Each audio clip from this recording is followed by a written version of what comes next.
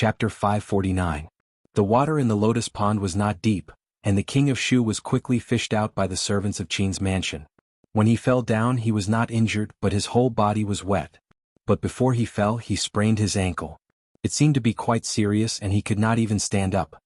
He was immediately carried away by two servants, and another person hurried out of the mansion to find a doctor. After the king of Shu disappeared, the expressions of some servants in Qin's mansion became a little strange. Many people had seen the scene just now. A dignified prince was actually scared to this extent by a county uncle. It was really a bit too embarrassing.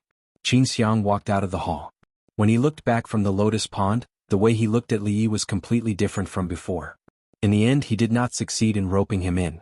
No matter what reason the other party found, he was still standing on the opposite side of the king of Shu.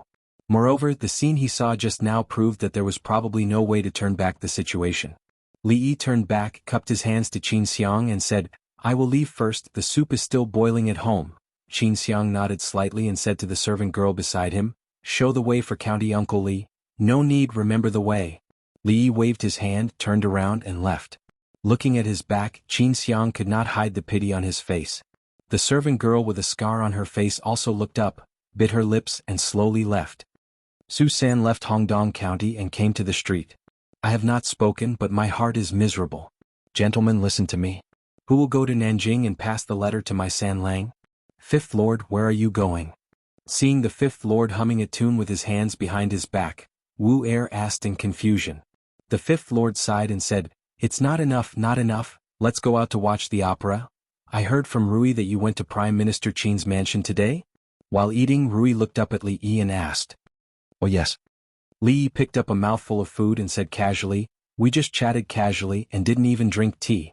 The Qin family is so stingy. What business does Prime Minister Qin have with you?" Although Li Yi rarely mentioned anything about the imperial court or outside matters, she was actually very clear about her family's position in the imperial court, friends and foes, as well as some changes in the situation. Because some of the departments in the brothel were in charge of such things. "It's nothing much. We just casually chatted for a bit. He said that I'm going to assist the king of Shu, but he's just a pile of mud that can't be supported." "What's there to support?" Li Yi put down his chopsticks and peeled a prawn for Xiao Huan. Rui had no problem peeling prawns as they could do it with just 2 chopsticks. Only Xiao Huan could not learn it no matter how hard she tried and always made a mess. Xiao Huan and he both liked to eat prawns, but the prawns had been kept in the icehouse for a long time and were not very fresh. Today's prawns were sent by the Tsundra Lolita from the palace. He heard that they were the newly arrived tribute prawns.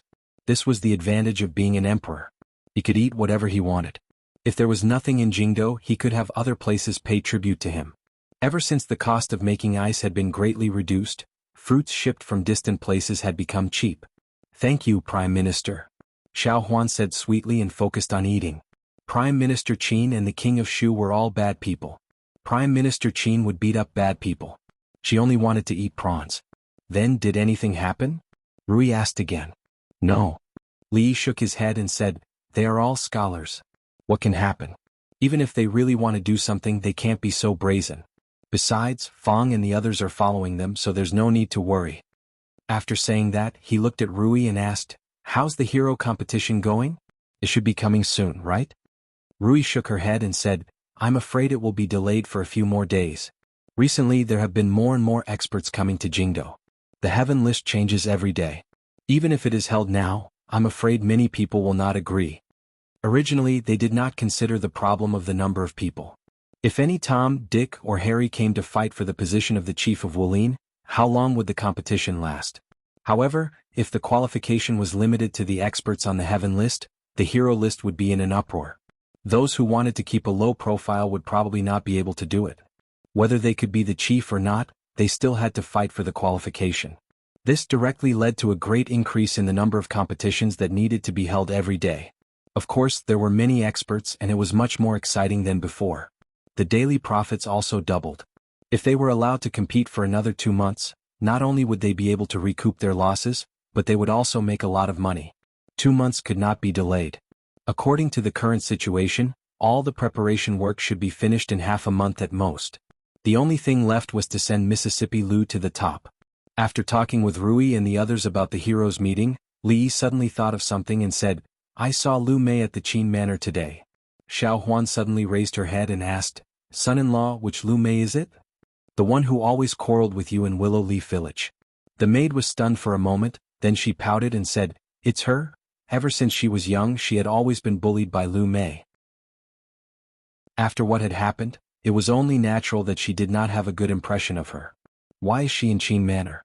Where are third uncle and third aunt? Rui asked curiously. Mississippi Lu also looked over. Third uncle and third aunt. Li paused. He thought about it and told them the truth.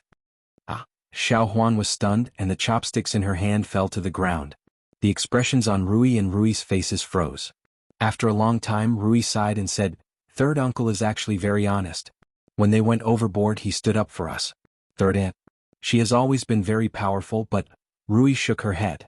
Even though there was some hatred in the past, death was like a lamp going out. In the end there was still some relationship. She thought of some things when she was young and felt a little depressed.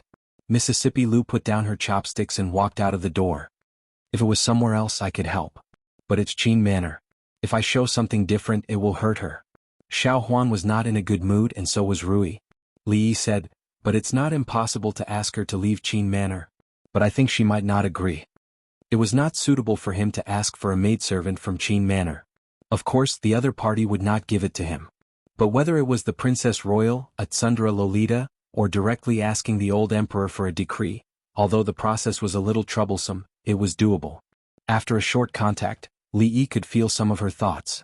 She actually had some self-esteem, or else she would have asked for it herself. He thought that he knew he could not face Rui and the others so he could not force himself to do something. After a while, Li Yi walked out of the room. He decided to put the matter of Lu Mei aside for the time being. Not long after Rui also walked out of the room.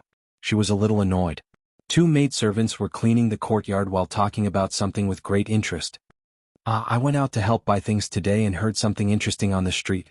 What? I heard that yesterday at Prime Minister Qin's manor, the king of Shu was so scared that he sprained his ankle and fell into the water. It's so funny. I heard that the person just looked at him and the king of Shu was scared. I didn't expect him to be so timid, even more timid than Xiao Qin. The whole capital is laughing. I can't take it anymore. I'm dying of laughter. Who else can scare the king? Did he bump into a ghost? I just heard a few words and then followed him. I don't know what happened next. Qin Manor, the king of Shu? Standing in the corridor Rui was stunned. She looked in a certain direction and saw that Li Yi had just disappeared. Didn't you say that nothing happened? In the king of Shu's manor, the king of Shu was furious when he heard the servant's report. He flipped the table on the spot. Who is it? Who is it? Tell Qin Yu and I will find out. I will kill him. In a courtyard of the Qin Manor, a light and cheerful tune could be heard. Brother Lu's words are too biased. Chapter 550. Li Yi found that the maidservants in the residence were a little strange these days. They often stole glances at him when he wasn't paying attention. When he noticed that they were also looking at him they would all look away. This was something that had never happened before. When he washed his face in the morning, he looked at his reflection in the water a few more times. Recently he hadn't obviously become more handsome. There was no reason for him to suddenly become so charming. What are you looking at? When he sat in the courtyard and flipped through the old book that second granduncle gave him, he saw two maidservants hiding in the corner looking at him. They were whispering and pointing at him. He finally couldn't help but walk over and ask. No, nothing. The two maidservants lowered their heads and wiped the pillars, not daring to look at him. Li Yi was a little puzzled and ignored them. Yesterday, second granduncle told him that he had neglected his martial arts practice. He threw him a booklet without a cover and the pages had already turned yellow, and told him to read it when he had nothing to do. Fong wasn't so lucky. He was whipped by the two guards. If he persisted for half an hour without being whipped, he would have to start all over again. Lord Ju doesn't look that scary. Yes, are the rumors false? Are they not talking about our Lord Ju? I've asked them twice. They are talking about Lord Ju, but it really doesn't look like it. The two maidservants were full of doubts. Their Lord Ju didn't look like the kind of person who would scare people into jumping into the lake with just a glance, not to mention that he was a prince. If it was the second miss, it was possible. But if it was the handsome and amiable Lord Ju, they really couldn't imagine the scene at that time. But in the past 2 days the news had spread throughout the capital. Lord Zhu had taken a look at the King of Shu and Prime Minister Qin's residence, and the King of Shu had jumped into the lake. It was said that he had even sprained his ankle. To the maids of the Li residence, this was truly unimaginable. Lord Zhu had always been kind to them. They had heard that the King of Shu had been beaten up by him before, and it seemed that he had beaten him up quite badly. Naturally, this was something that they could not imagine. But to just take a look at him, how could that be? Li Yi glanced at the two maidservants in the corner and said, "You've already been cleaning that pillar for an hour. If you continue to slack off, I'll deduct your pay." The two maids immediately ran away. Lord Zhu's deduction of money was just a passing remark, but they didn't dare to discuss it anymore. The erotic book in his hand gave him a headache. Based on his level, he might not be able to handle it. When he saw Rui walking in from outside, Li Yi hurriedly waved at her. "Wife, come here for a moment." In the next few days, Li Yi spent part of his time studying the erotic book. Rui seemed to value it very much. Whenever she had the time, she would give him pointers. Most of the time he would take Xiao Huan out for a stroll, to the brothel to watch shows and to patrol the shops. There was nothing much to do in the palace, and the days were as leisurely as ever. Sometimes he would also meet Wan Ruoqing. She was always very busy. In the beginning, Li Yi also felt that this was not the way to go on. There were too few people with the ability to manage. When there were more and more shops, there would be more and more things to do. It was far from enough to rely on just one or a few people. Wan Ruoqing nodded and said, "I'm already consciously cultivating them. But this is not a matter of a day or two. I can still take care of things here for the time being." She was always so restless. Li Yi said a few times, but it was obviously not effective. Fortunately, Xiao Zhu was by her side, so she would not be as tired as before. Li Yi changed the topic. He pointed to a shed at the entrance of the brothel and asked, "What is this used for?" When he came here just now, he noticed that there was this thing. There were a few beggars waiting outside, and there was actually a queue. "This is the porridge shed that was set up here 2 days ago. These beggars have nothing to do on weekdays, so they let them clean the inside after closing the brothel at night. Usually, it takes a lot of effort to clean, but there are quite a lot of them, so they can save a lot of time." Wan Ruoqing explained, "It doesn't cost much to give porridge twice a day, and they are also willing to do it. It's almost mealtime.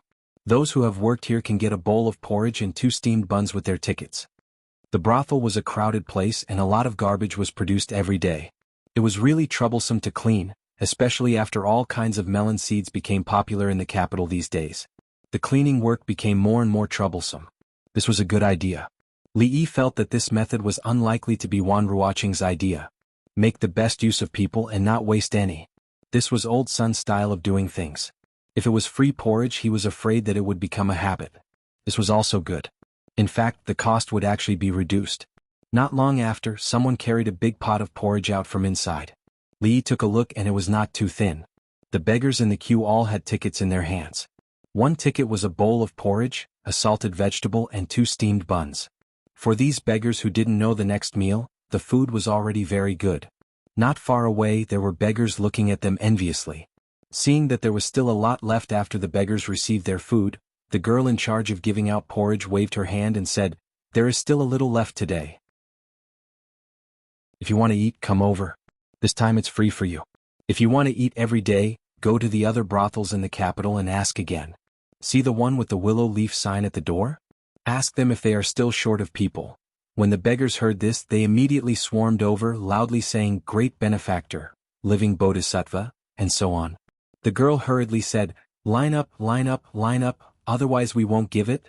In the distant corner of the street, a beggar was about to walk over, but he was stopped by a person. The beggar turned his head and said with some impatience, "I don't care if the Empress of Heaven you speak of is real or not. She can't give me porridge to eat. I'm telling you, don't stop me anymore. In a bit there will be no porridge left. What is a bowl of porridge?" The young man next to the beggar looked at him with bright eyes and said, "2 months ago, I was the same as you. I didn't believe in the Empress of Heaven, but if it weren't for the Empress, I would have starved to death. How could I have lived until now?" The beggar looked at him again. Although his clothes were not luxurious, they were 100 times better than the beggars here. He suspiciously asked, "The Empress of Heaven, is it real? If you believe in her, you will really have porridge to eat?" "Humph, the Empress of Heaven has already appeared twice. Everyone in the capital knows of her. You can go ask." He took out a scroll from his chest and carefully opened it. His face was filled with respect and fanaticism as he said, "This is the Empress of Heaven. Wait a moment. The beggar looked at the scroll and hesitantly said, Wait a moment, I'll go get a bowl of porridge, there really won't be any left. There are many beggars in the capital city. In the past 2 days many people have come to ask. I've told them to go to other brothels. We really do lack people. As Wan Ruoqing and Li Yi were talking about these things, they saw a beggar walk over from a distance. She picked up the spoon and waited for the beggar to place the bowl on the table in front of her. The young girl who had just given out porridge had a stomachache and went to the bathroom. She happened to see this, so she took her place. The beggar placed the bowl and ticket on the table. He looked up and wanted to give him a bit more, but his mouth opened halfway and his eyes nearly popped out. Heaven, heaven, heaven. Empress. His voice trembled and his mind went blank. In that instant, a thought appeared in his mind, so those who believe in the Empress of Heaven can really have porridge to drink. What? Empress, did you mistake me for someone else? Wan Ruoqing shook her head with some doubt. Seeing that the young girl had already come over, she handed over the spoon in her hand and turned around to enter the brothel with Li Yi. The young girl rubbed her stomach and gave the beggar some porridge. She routinely said, Tonight is the same time as before. Wait here and someone will bring you in. Hey, what's wrong? The beggar regained his composure and looked at the young girl. He rubbed his eyes and looked back at her with a puzzled expression. But he quickly reacted. He picked up the bowl of porridge and forgot to even take the steamed bun. He turned around and ran across the street. In a corner of the street, the youth carefully put away the scroll in his sleeve. At this moment, the beggar ran over and grabbed his arm. With a trembling voice he said, I believe in the Empress of Heaven. As the youth was wondering why the beggar would have such a change, the beggar excitedly said, I just saw the Empress of Heaven. The youth's body shook and a fanatical look appeared on his face. He grabbed the beggar's arm and asked, Where is the Empress of Heaven? Chapter 551. Slow down. Everyone has one. The young girl waved her spoon. From time to time, beggars would gather around her. She was alone, so she seemed a bit flustered. No, next time I have to get them to help me. Thinking this, she continued to wave her hand. After you finish eating, remember to go to the other brothels. Next time you have to use a ticket to get food. On the street, a beggar scratched his head in confusion. He said to himself, That's not right. I just saw it. Did I see it wrong? It can't be wrong. The young man beside him shook his head. His eyes were full of light. It must be the Empress. Only the Empress would have such a kind heart. Then can I join the holy religion? The beggar looked at him and nervously asked. Come with me. The young man said in a low voice. He glanced at the brothel again and committed it to memory. The last time he saw the goddess appear with his own eyes, it was also near here. The two of them turned around and their figures quickly disappeared into the vast crowd. Not long after, in a remote courtyard in the capital, the purple-clothed man raised an eyebrow. He asked, The Empress appeared again. Did you see it with your own eyes? The young man shook his head. Although I didn't see it with my own eyes, the words of the new believer shouldn't be false. The last time I saw the Empress it was near here. The purple-clothed man's eyes flashed. After a while he said, All right, I understand. Although the Empress is an immortal, she cares for the believers. She will reincarnate into the human world and spread her grace. What you saw was the reincarnation of the Empress after she abandoned her divine power. Remember not to disturb her. I understand. The young man respectfully cupped his hands and left. His expression was sincere. Whether it was the Empress or the reincarnation of the Empress, they were both existences that gave him a second life. To him there was no difference. After the young man left, the purple-clothed man walked to a door and gently knocked. Come in. A light voice came from inside the room. The purple-clothed man pushed open the door and entered. Before he could speak, the middle-aged Taoist nun sitting cross-legged on the bed said, You did very well. Since the believers of the capital believe in that Empress, then she must be the Empress. But how should we explain it to the believers in other places? The man in purple asked tentatively. The middle-aged Taoist nun lightly said, Since the heavenly Empress can have one incarnation, then why can't she have two? One to bring good fortune to all living beings and the other to punish. Why not? The purple-robed man was stunned for a moment, then immediately said respectfully, The Empress is wise. The woman in the portrait should be real. Spread the word that the Empress has abandoned her divine power, sealed her memories, and incarnated into the mortal world to experience the suffering of the mortal world. Only then can she benefit more believers. Tell them not to disturb her. After a pause, the middle-aged Taoist nun spoke again. Also, you should personally investigate who that woman is. This subordinate will do as you bid. The purple-clothed man immediately nodded. Although the events of that day were outside of their plans, after the Empress' reasonable arrangements, they actually had endless benefits. However, they still needed to be careful when dealing with that woman. If there was the slightest mistake, then all of their efforts in the capital would be for nothing. There is one more thing. The purple-clothed man thought for a moment, then said, the government seems to have discovered something. Recently, the intensity of the investigation on these matters has increased. This subordinate is worried that if this continues, I'm afraid that there will be some oversight. Then have them stop all actions and return to their normal lives. The middle-aged Taoist nun nodded and asked, how is the Assembly of Heroes going? The purple-clothed man said, this time's Assembly of Heroes has stirred up the entire martial world. The competition on the Heaven Proclamation is fierce and it has been delayed by a month. At the latest it will be held in half a month. Those secluded sects have also sent their true experts. However, the number one on the Heaven Proclamation is still that woman called Lu Rui. When speaking of those secluded sects, the middle-aged Taoist nun's expression did not change. However, when the purple-clothed man mentioned that name, her brows involuntarily twitched. Lu Rui, the young woman she had met in Qing'an Prefecture, was a grandmaster expert like her. She was also the biggest obstacle to her taking the position of alliance leader. It went without saying how useful the position of the leader of the Wulin Alliance was to the Holy Church. Otherwise, she wouldn't have started making arrangements so early. Especially after seeing the power of the Imperial Palace, she clearly realized that the Holy Church's current power was far from enough. The position of alliance leader could not be lost. Lu Rui. She closed her eyes and softly said this name. In the past 2 days, the headlines of the entertainment section of the Capital Daily were undoubtedly about a young royal family who lost his footing and got drenched by a murderous stare. A prince was as timid as a mouse. Was he the king of Shu or the Rat King? As for County Uncle Li, he was naturally covered with some legendary colors. There was a rumor in the capital that County Uncle Li got sick because of the fear of the king of Shu. Later, in the Imperial Palace, he seriously injured the king of Shu in front of all the officials, which undoubtedly gave the rumor-mongers a hard slap in the face. As time went by, this matter was almost forgotten by the people in the capital. However, the incident of the king of Shu jumping into the lake made people dig up the past. In contrast, it was full of irony.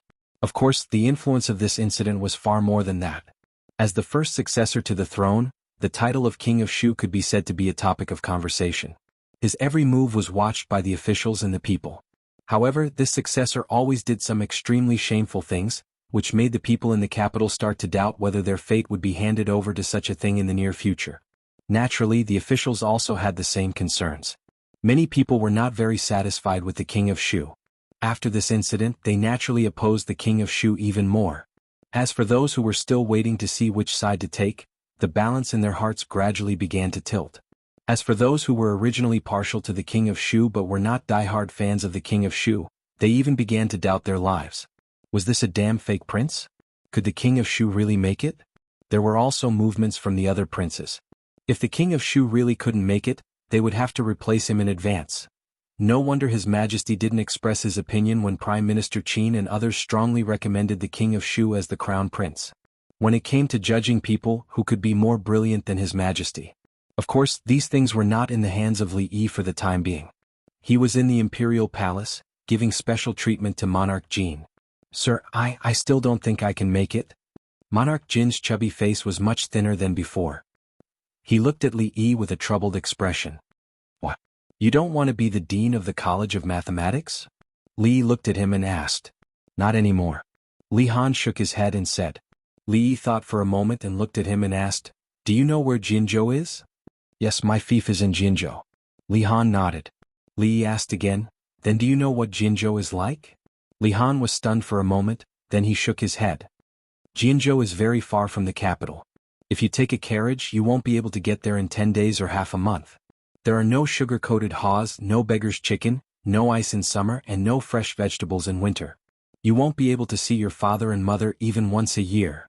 Li Yi looked at him and asked, Now tell me, in a few years, do you want to go to Jianghu, that remote place where birds don't even shit, to be a prince, or do you want to be the dean of the College of Mathematics and live freely in the capital? Li Han was stunned for a moment, then he suddenly swallowed his saliva. He looked at Li Yi and said with a firm gaze, "Sir, give me the book." When he walked out of the museum, Li Yi couldn't help but sigh. These children nowadays were really getting harder and harder to deceive. It was hard to persuade them. It would be better if they were simpler and simpler. Whatever the teacher said, he wouldn't have to waste so much time talking to them. He went to see Yong Ning and played chess with the Tsundra Lolita for a while. Finally, he used the super invincible celestial dog that could swallow the whole universe. Only then did he leave with satisfaction. He didn't go to Princess Royal Highness to ask her how she was doing as the chairman of the Women's Federation, how many die-hard female fans she had, how many officials and dignitaries she had won over. It wasn't that he didn't want to, but when he was talking with the old emperor about the College of Mathematics, Li Yi found that the emperor looked at him a little strange, as if he always had an impulse to kick someone in the next second. The imperial palace wasn't a place to stay for long, so it was better to leave as soon as possible. But thinking about it, it was normal. His son had become the laughingstock of the capital, and the title of King of Rats was even more resounding than King of Shu. This time he was afraid that he would lose a lot of fans in the court. Prime Minister Qin and others had worked hard for so long, but because of this guy's jump, not to mention going back to square one night, it was bound to go back 2 years. Thinking about it, Prime Minister Qin and others should doubt their lives a little more in the past few days. Alas, the old man was so old. If he often worried so much, it would damage his lifespan. He was really worried about the old man. No wonder the old emperor wanted to kick him. If it was him, he would also kick him. Kicking people was a light punishment, and the culprit should be hung up and beaten. The person who spread rumors everywhere was simply a psycho. Was he so terrible that he could kill people with his eyes? If he really had this skill, could King of Shu live to this day? Forget it, it was better to come to the palace less these days. Even if he came, he would not see the old emperor, who was in his 40s. Maybe he had reached his menopause, so he could not afford to provoke him. Today he helped Prince Jean to strengthen his faith. He believed that in the beggar's chicken, under the attraction of knowledge, he would work harder to study mathematics and strive to be a good successor to the dean of the College of Mathematics. What did he do just now? Emperor Jing asked casually while reading the memorials. Changde walked in from outside the hall and said, "Your Majesty, County Uncle Li taught Prince Jean about mathematics for a while in the Bowen Hall, and played with the 2 little princesses for an hour. He just left the palace." Emperor Jing put down the memorial and rubbed his eyebrows. When it came to the 2 little princesses, he had a headache. Changde smiled and said, "Your Majesty, don't blame me for being talkative. Princess Shanning's words carry no harm. County Uncle Li always knows how to behave himself in these things." Behave himself? Emperor Jing picked up another memorial and said, "He killed County Uncle Li with his eyes, and made King of Shu jump into the lake with his eyes. He has lost the face of the royal family. What does he know about propriety?" Changde smiled and said no more. Although His Majesty said so, in fact, in recent days he had been doing things in the style of that boy. King of Shu could not represent the face of the royal family, and, seeing that His Majesty no longer said anything, he slowly retreated out of the hall. There were no clouds in the autumn sky, and the wrinkles on his face stretched out. After all, the world still belongs to these young people. "Chen, what can I do for you?" Xiao Chui opened the courtyard door a crack and poked her head out. She looked at the young man standing outside and asked, "Is your mistress at home?" The young man waved his folding fan and asked with a smile. Xiao Chui frowned when she smelled the strong smell of alcohol. She grew up in a brothel and hated the smell of alcohol the most. Hearing that, she said, "Chen, if you have anything to say, just tell me. I will tell my mistress." "What? A guest is here and you won't let him in?" The smile on Chen's face disappeared, and several servants behind him also stepped forward. Although Xiao Chui was afraid, she still said boldly, "Men and women should not touch each other. There are only me and my mistress in the courtyard. In order to avoid gossip, Chen should say it here." "You bitch." An angry expression appeared on Chen's face. Just as he said this, the courtyard door opened and Seng Zimo walked out. She said lightly, "Chen, what do you want? Say it." The young man in front of her, who reeked of alcohol, was Chen, who had been pestering her a lot these days. At first he pretended to be polite and well-mannered, but after running into a wall a few times, he gradually returned to his playboy nature. She had seen many people like this before. Seeing Tseng Zimo come out, Chen immediately smiled and said, Zumo, you're out. Let's talk inside, let's talk inside. Let's talk here. Zeng Zumo pulled Xiao Chui back half a step. Her voice seemed to be 1,000 miles away. A trace of anger flashed across Chen's face, but the next moment he smiled again and said, Zumo, you know my feelings for you. I promise as long as you agree to me, you will enjoy endless wealth in the future. If that's the case, then there's no need to talk about it anymore. Zeng Zumo waved her hand. She had heard this kind of talk so much that her ears were about to get calluses. She looked at him and said, Chen's status is noble. I really don't deserve him. It's better for Chen not to mention this matter in the future. After all, Chen had drunk today. After hearing this, no matter how self-restrained he was, he couldn't help it. She was just a prostitute, yet she made him spend so much effort. He angrily said, It's your fortune that I like you. Who do you think you are? So what if you're the goddess of Luo Shui? Do you really think you're the daughter of a noble family? Let me tell you, I'm going to have you today. After saying that, he reached out to grab Zeng Zumo's arm. Xiao Chui's expression changed. She pushed Chen away and hurriedly said, Miss, quickly go inside. Behind Chen, 2 attendants quickly stepped forward and blocked the courtyard door. Zeng Zumo and Xiao Chui's expressions both changed. Zeng Zumo's expression turned cold and said, Trespassing? We can report this to the authorities. Chen had already stabilized his figure at this time and laughed. Trespassing is nothing. Today I'm going to rob a woman. Then he reached out again and touched Zeng Zumo's face.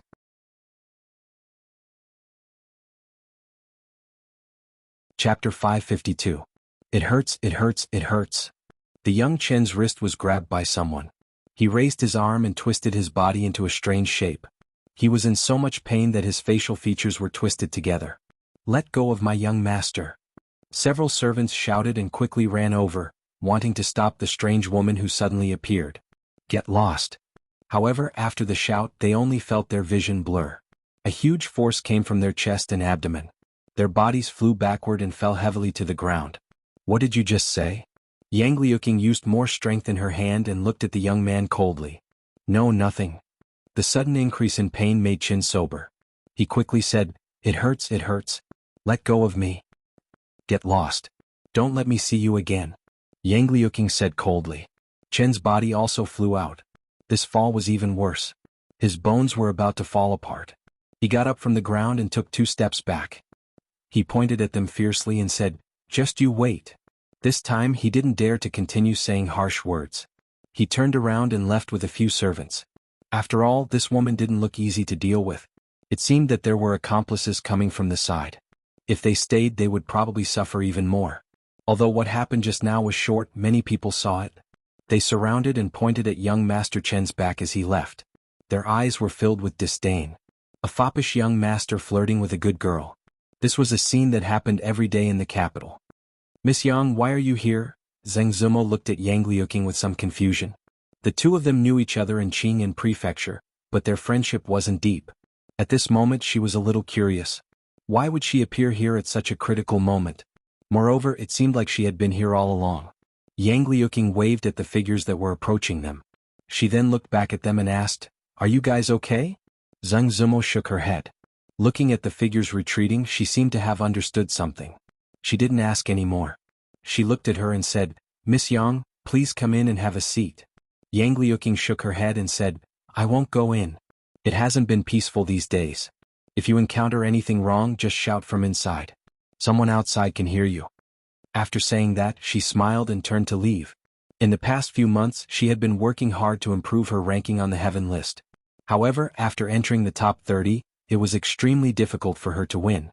She needed to accumulate enough strength. She had fought countless people, and her experience was already very different from before.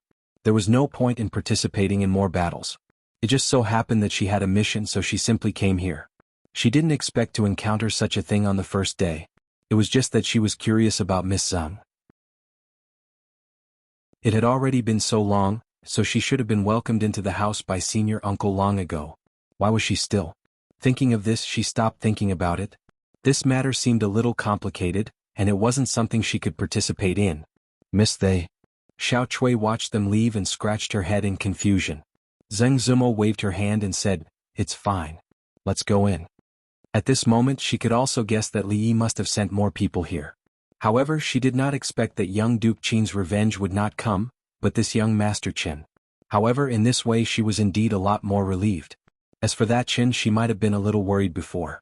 However, she had seen the king, the duke, and all the top foppish young masters in the capital.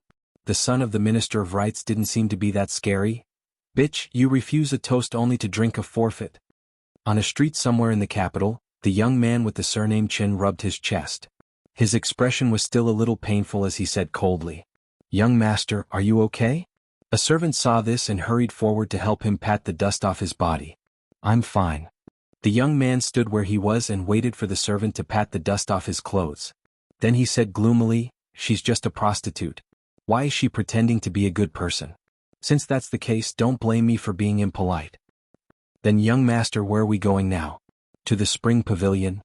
The young man with the surname Qin said angrily. After so many days he still hadn't taken down the Luo Shui goddess. He was afraid that people would laugh at him. At this moment he had a stomach full of anger and needed to vent. As for other things, he needed to think about them at length. Early in the morning the capital's governor, Lu Dayo, came out of his wife's room and rubbed his waist. He couldn't help but sigh. Time really didn't wait for people.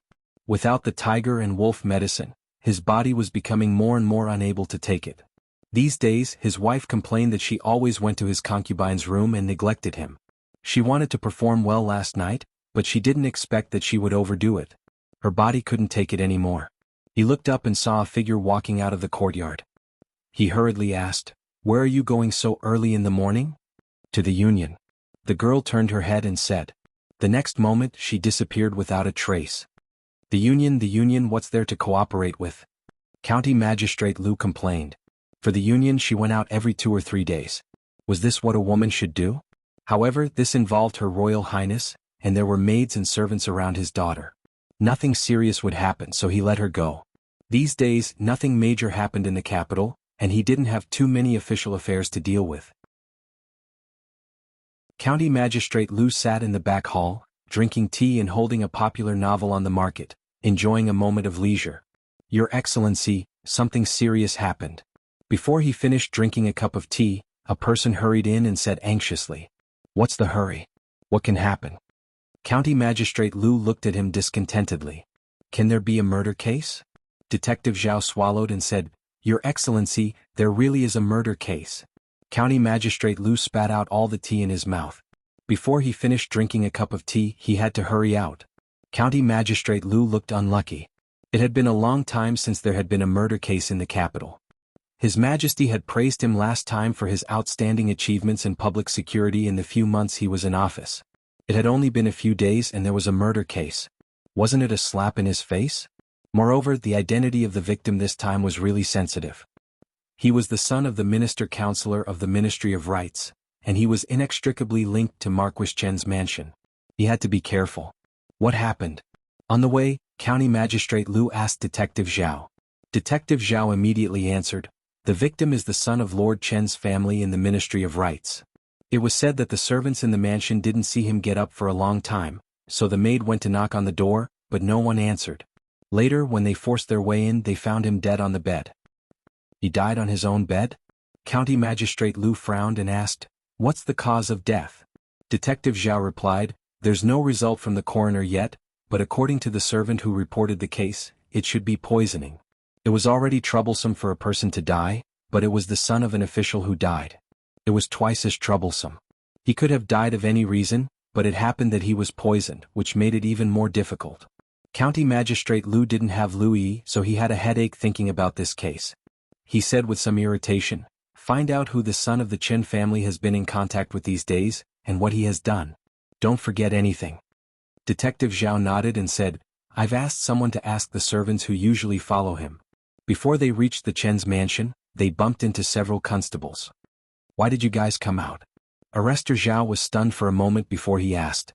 One of them waved his hand helplessly and said, "This case has just been taken over by the Ministry of Justice." Hearing that, County Magistrate Lu was stunned and said with some doubt, "The Ministry of Justice has taken over?"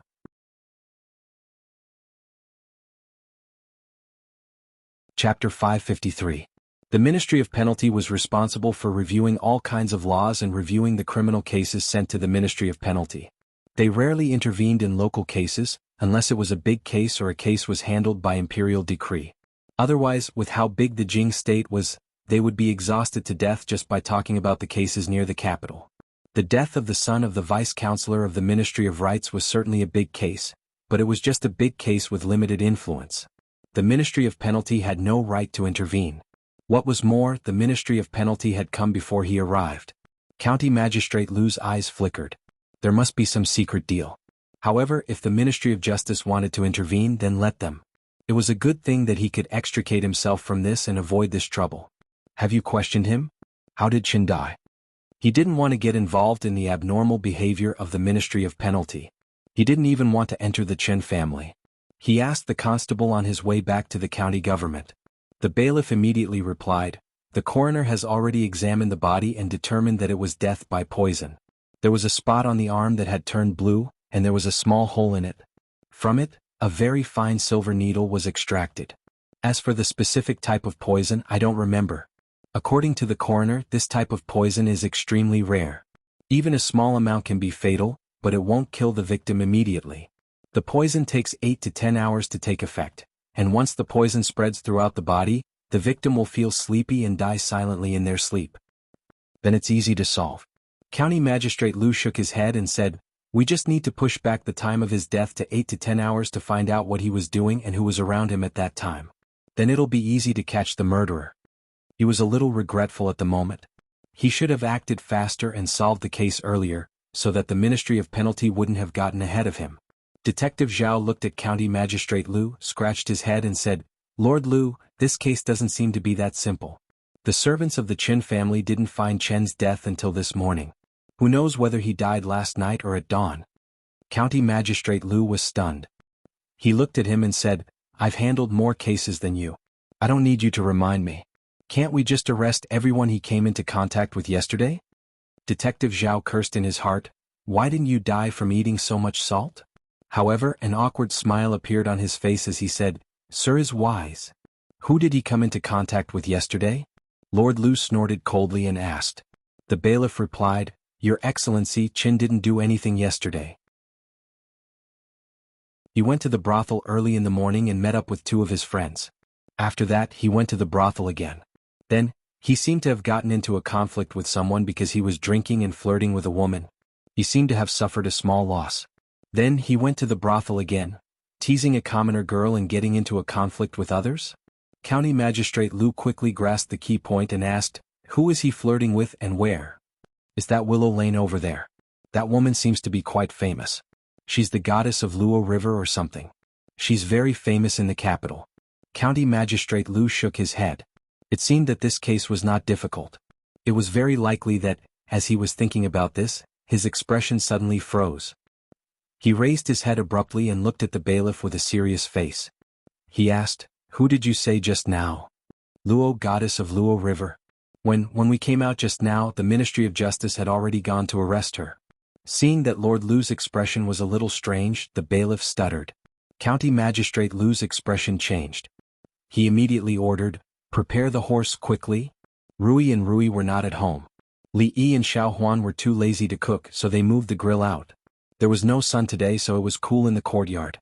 They didn't ask for anyone's help. It was just the 2 of them. They busied themselves for an hour and skewered the meat and vegetables. Then, the little servant girl moved a small stool and sat beside him with her chin resting on her hand as she watched him grill the meat. Li Yi turned the skewered meat attentively.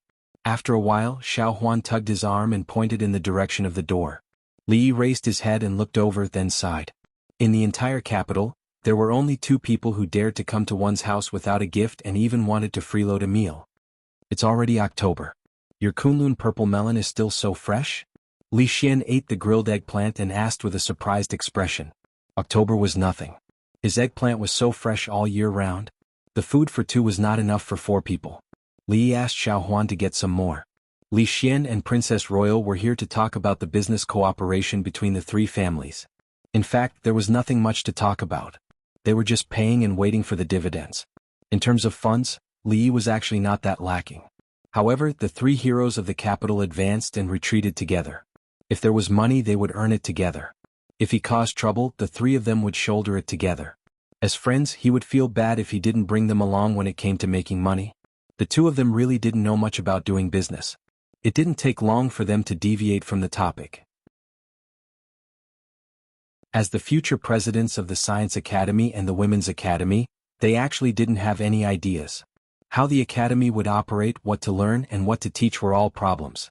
Last time they only talked about it briefly with Princess Royal Highness. These things couldn't be explained in detail in a short time. This time they just talked about it in more detail. As for the more specific things, they needed to figure it out and decide on their own. Lordly, bad news? A slightly anxious voice suddenly sounded from the door. Li looked back and saw County Magistrate Lu striding in. Fang followed behind with a puzzled expression. Lord Lu, what's the matter? Speak slowly. Li didn't know what had happened to make a capital magistrate like him so flustered. He walked over and looked at him. County Magistrate Lu calmed down a little and immediately said, Lord Li, Miss Zheng was taken away by the Ministry of Justice. Li glanced at County Magistrate Lu and strode out of the door. Let's talk on the way. Fang had already rushed out to prepare the carriage after County Magistrate Lu said that. Li Xian threw away the eggplant he was eating, and Emingzu came from the side. Not long after, the three carriages set off from the gate of the mansion and went straight to the capital. In the small courtyard, Xiao Chui walked to Zheng Zimo with a worried expression and asked, Miss, what should we do if that Qin guy comes again? Should we tell this to Li Li? No need. Zheng Zimo shook her head. Even if the other party was the son of the Minister of Rights, this was the capital. He couldn't be too presumptuous. If it weren't for the alcohol yesterday, he wouldn't have dared to do such a thing. As soon as she finished speaking, someone knocked on the door. Let me see if it's Li Li. Xiao Chui ran to the door excitedly. She quickly opened the door and saw a few fierce-looking people dressed like officials standing there. Her pretty face suddenly paled and she asked with a trembling voice, Who are you looking for? Who is Zheng Zimo? The leading official asked in a cold voice. I am. May I ask why you are looking for me? Zheng Zimo walked out and looked at these people with a slightly vigilant expression. The official glanced at her and said coldly, The young master of the Ministry of Rights was killed last night. We suspect that you are related to the case. Come with us. Qin is dead? Xiao Chui's body trembled and her face immediately turned pale. Zheng Zimo stood still. After a moment of daze, she seemed to have thought of something and her expression changed. Take him away. The leader of the bailiff said coldly and turned around to leave. Yang Luqing walked over from a distance and waved to the people behind her. She glanced at Zheng Zimo and Xiao Chui, then at the officials and said, In that case, take me with you.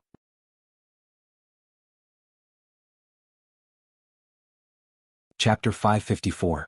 Who are you? The bailiff from the Ministry of Justice turned around and asked Yang Luqing coldly. Yang Luqing looked at him and said faintly, Yesterday when Mr. Qin came here, I was there too. I was the one who fought with him. The officer narrowed his eyes and said, If that's the case, then take him away as well. The bailiffs behind her were holding shackles and chains in their hands. Just as they were about to step forward, Yang Luqing raised her hand to stop them. She looked at them and asked, Do you have the arrest warrant from the Ministry of Justice? One of the officers' face darkened and he said in a low voice, How dare you? How dare you question the Ministry of Justice? Yang Liuqing's voice grew colder. If you don't have it, then put away your tricks. Do you really think you can do whatever you want just because you're from the Ministry of Justice? The leading officer's eyes flashed. He didn't expect this woman to know the Ministry of Justice's procedures so well. There were countless people watching the Ministry of Justice, so he couldn't go too far. Finally, he waved his hand and said, It's just a summons. There's no need to shackle them. Take them away. Yang Liuqing looked behind him and saw that two people were missing. He turned around and said to Zheng Zimo with a smile, Don't worry, Miss Zheng. It'll be fine. Let's go. That Qin is dead? Zheng Zimo's expression was still a bit dazed. Although she didn't have a good impression of Qin, she still felt a bit complicated when she saw a living person die just like that. The main hall of the Ministry of Justice. The words Mirror of Eminence were hung high in the hall. More than 10 officers stood on two sides. As the chief judge, Assistant Minister Zhao sat in the main seat with a gloomy expression. The faces of the two attendants were filled with doubt. The Ministry of Justice was usually busy. Unless the emperor personally ordered it, they were usually only responsible for the review of major cases.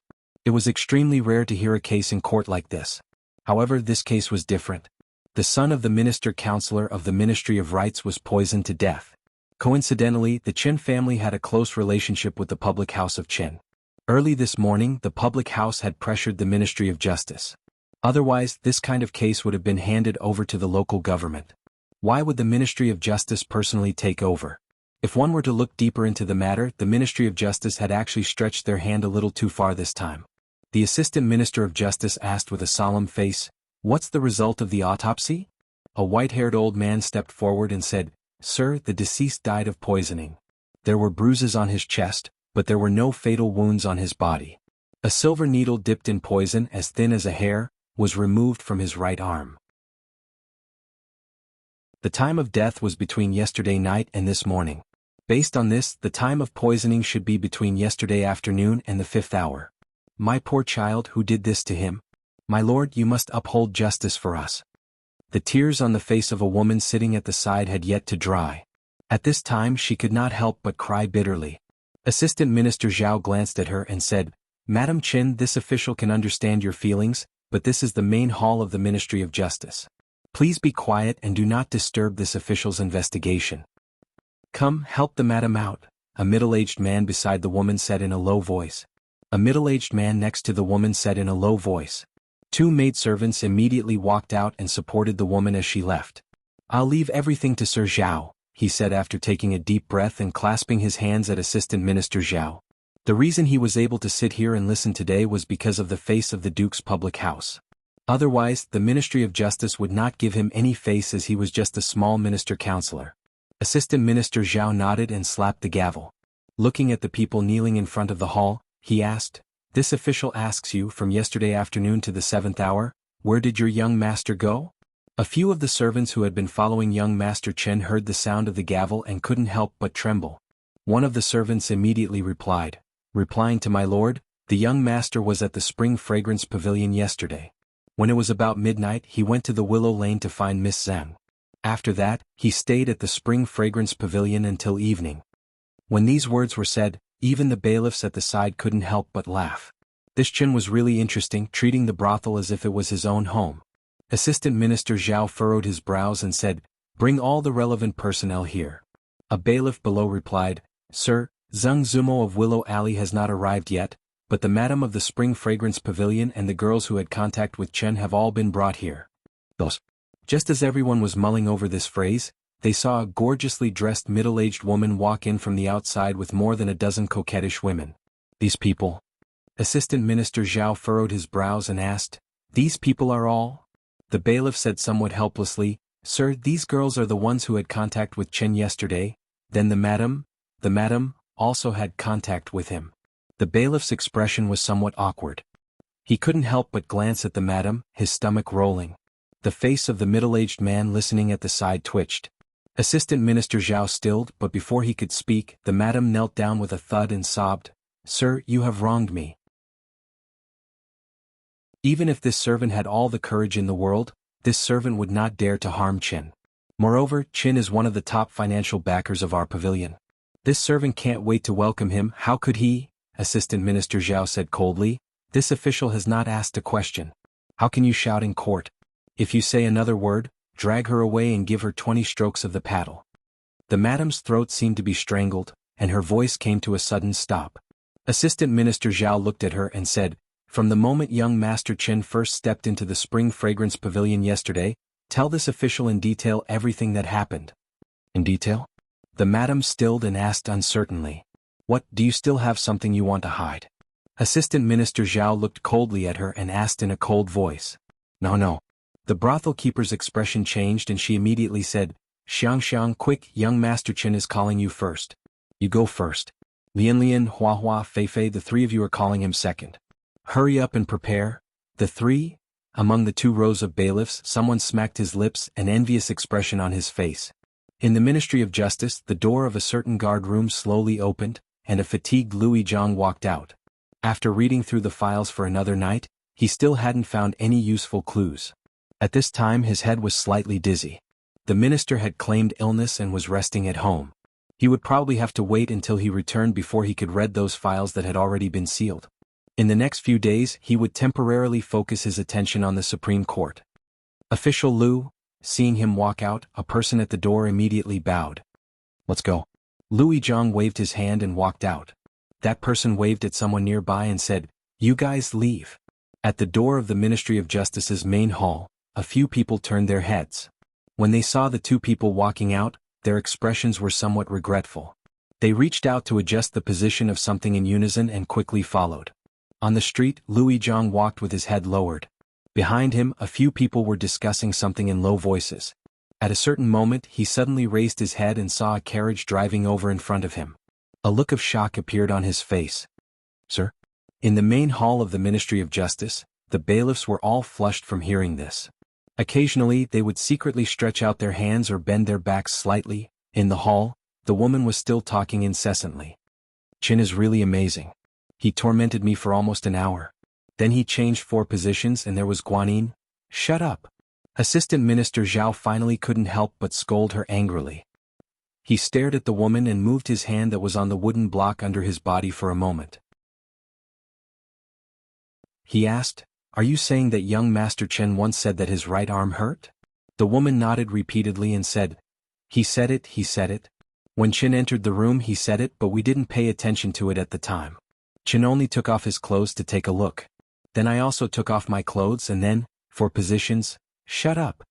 Assistant Minister Zhao slammed the wooden block and said, "All right, take them away first."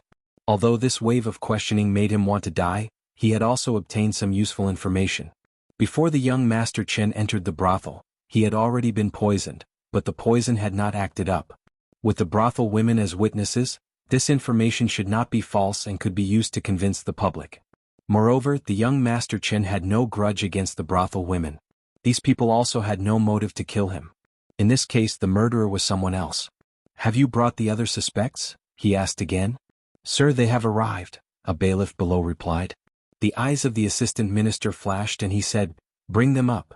Immediately, a few more figures walked out. Behind them were the bailiffs of the Ministry of Justice.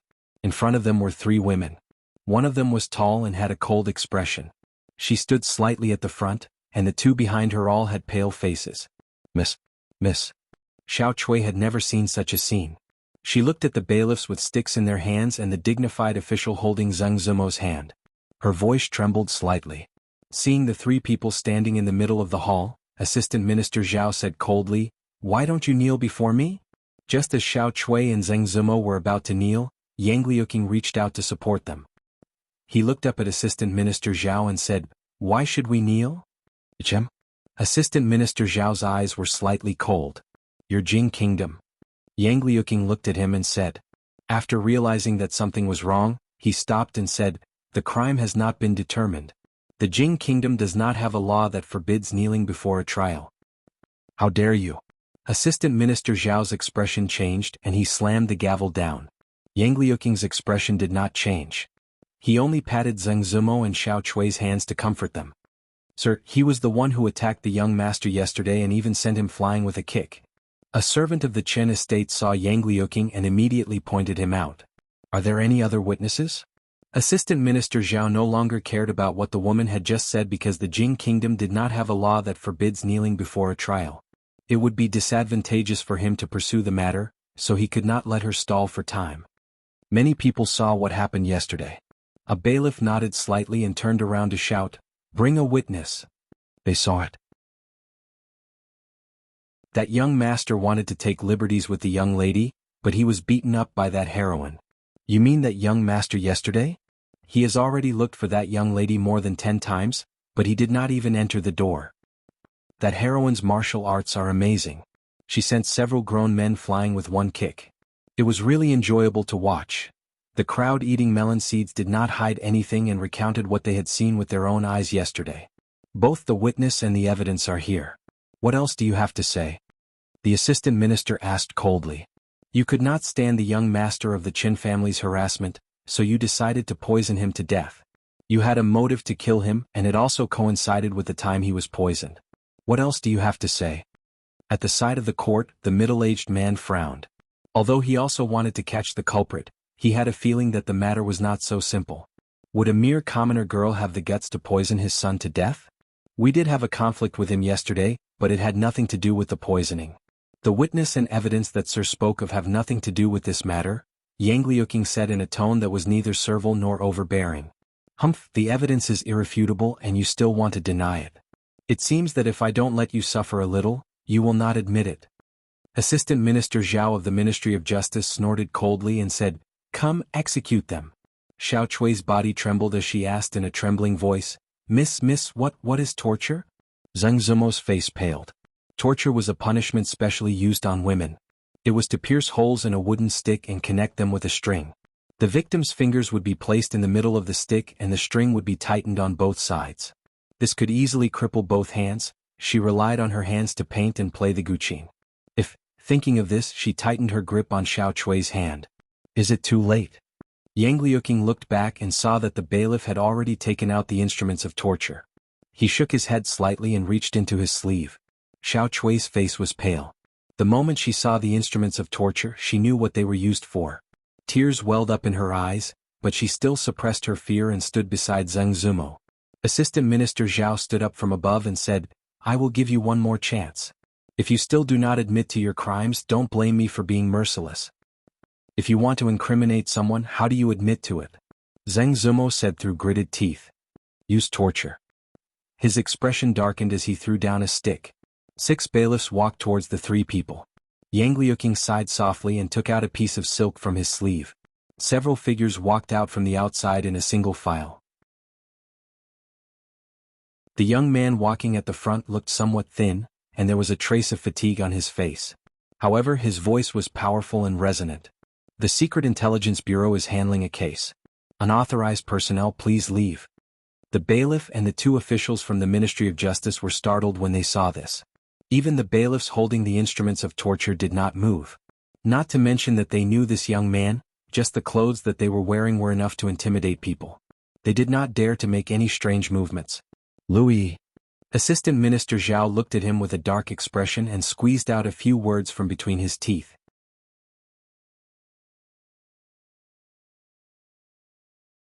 Chapter 555. Seeing this scene, Yang Liuqing's eyebrows twitched and he put the silk back. Zheng Zumo looked at the people who had come in, and her heart relaxed slightly.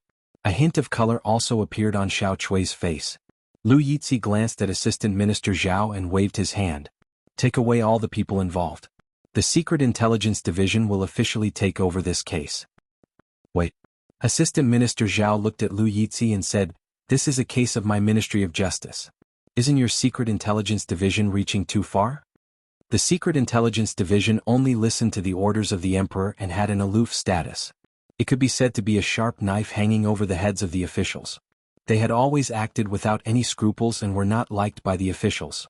If they were to take away the people today, the Ministry of Justice would lose all face. "What, does official Zhao have a problem with my Secret Intelligence Division?" Lu Yizhi asked.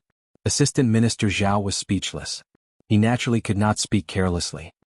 His expression became calm again as he looked at Lu Yizhi and asked, "Then official Lu, do you have the Emperor's decree?" Lu Yizhi lightly said, "The Secret Intelligence Division has the responsibility of supervising the officials and handling all cases. There is no need for the Emperor's decree. But the duties of the Secret Intelligence Division do not include interfering with the cases that the Ministry of Justice is trying in court, right?"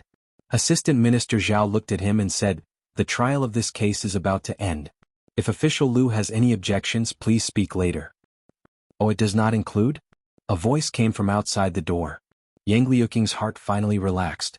Xiao Chui revealed a joyful expression, and Zheng Zumo also looked over. Assistant Minister Zhao looked over and was about to speak when his expression suddenly changed. He bowed and said, "This lowly official greets your highness." The people in the hall and the servants of the Ministry of Justice all lowered their heads and knelt down. Emingzu waved her hand. "At ease.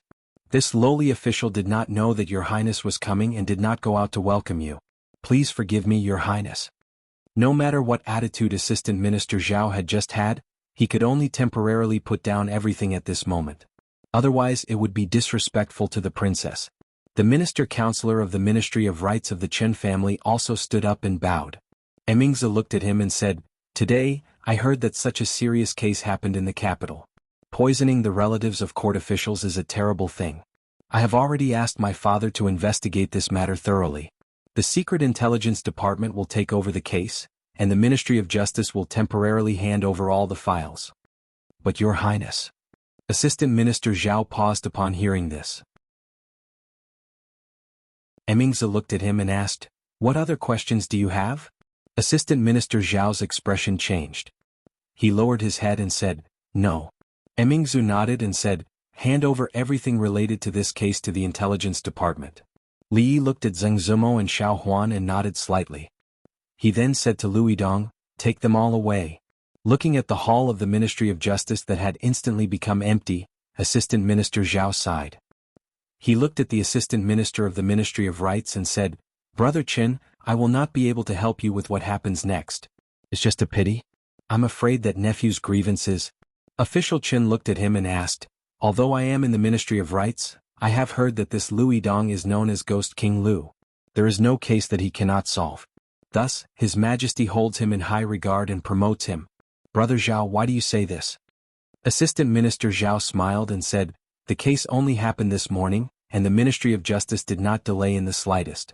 We immediately started the trial, but not long after, the Secret Intelligence Department arrived.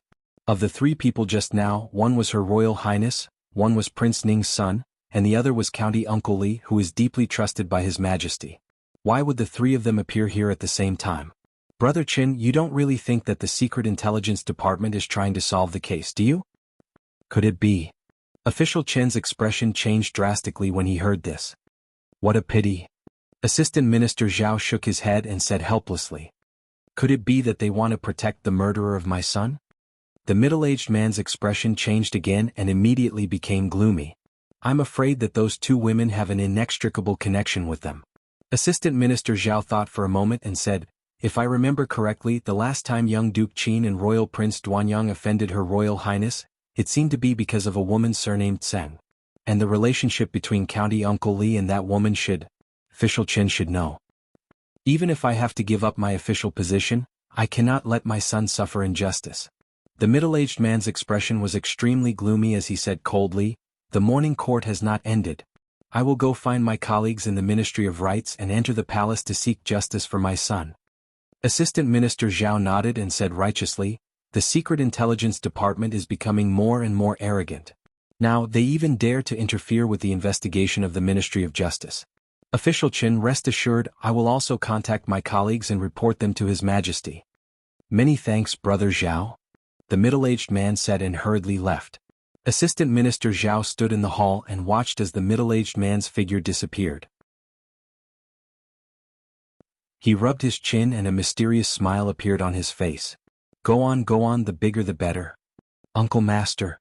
Yang Liuqing immediately bowed to Li Yi after walking out of the Ministry of Justice. Li Yi looked at her and asked, "They didn't do anything to you, did they?"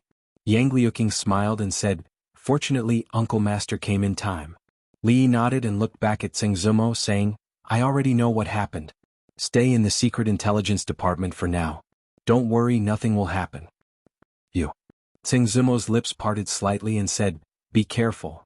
Louis Chang looked at Li Yi and said with cupped hands, "Official, I will take these girls back first. I fear there is something fishy about this case. I will carefully look through the records of the Ministry of Justice." Li Yi nodded and said, "Get ready. I'm afraid we will have to enter the palace in a while." After the people of the Secret Intelligence Department left with Zheng Zimo and the others, Li Xian looked back at him and asked with a frown, "Who is framing them?" "It's hard to say, but there are not many people who would sacrifice the son of the Vice Minister of the Ministry of Rights and order an Assistant Minister of the Ministry of Justice." Li Yi thought about it and said, "It's not against them, it's against me. This Assistant Minister Zhao." Emingzi thought about it and looked at him. "He is usually very close to the King of Shu." "Yes." Li Xian patted his head and said, "The one who hates you the most is of course the King of Shu. Because of you, he has become the laughingstock of the entire capital." A thoughtful expression appeared on Li Yi's face. Recently there had indeed been some strange situations around them and some evidence did point to the King of Shu. However, he still didn't think that with the intelligence that the King of Shu had displayed in the past, he could have arranged such an incident.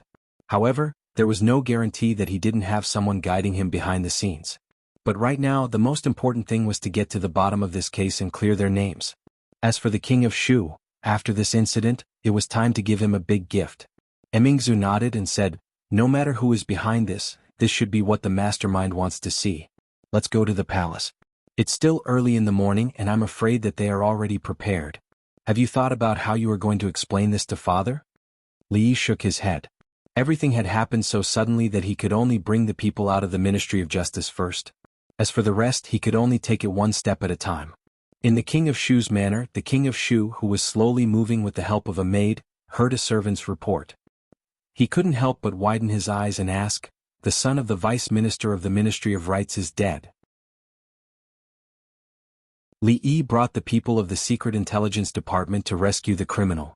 Now the people of the Ministry of Rights, the Ministry of Justice, and a large group of imperial censors are preparing to enter the palace to impeach him? The servant immediately nodded and said, "Your Highness, I just came back from the Ministry of Justice. The news is confirmed." The King of Shu was stunned again. Then he pushed away the maid who was supporting him and laughed, "Ha, you are courting death. Men, prepare the carriage. I want to enter the palace." After saying that, he strode forward. "Your Highness, your leg." The maid's expression changed and she immediately said, "Thump." The King of Shu fell to the ground, hugging one of his legs. Cold sweat broke out on his forehead, and he gritted his teeth and spat out a few words. "Hurry. Prepare. The carriage."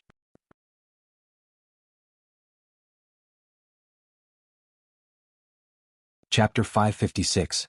In the Hall of Politics, today's morning court session lasted longer than usual. Although the Qi kingdom had been intimidated by Tianfa and suffered a rare defeat, as time went by, it seemed that the shadow of Tianfa had gradually dissipated. On the border there was more friction between the two countries. Other than that, the state of Zhao, which had never had any disputes with the state of Jing, was also beginning to stir. The spies hidden in the two states reported that the state of Qi and the state of Zhao had been in close contact with each other for the past few days.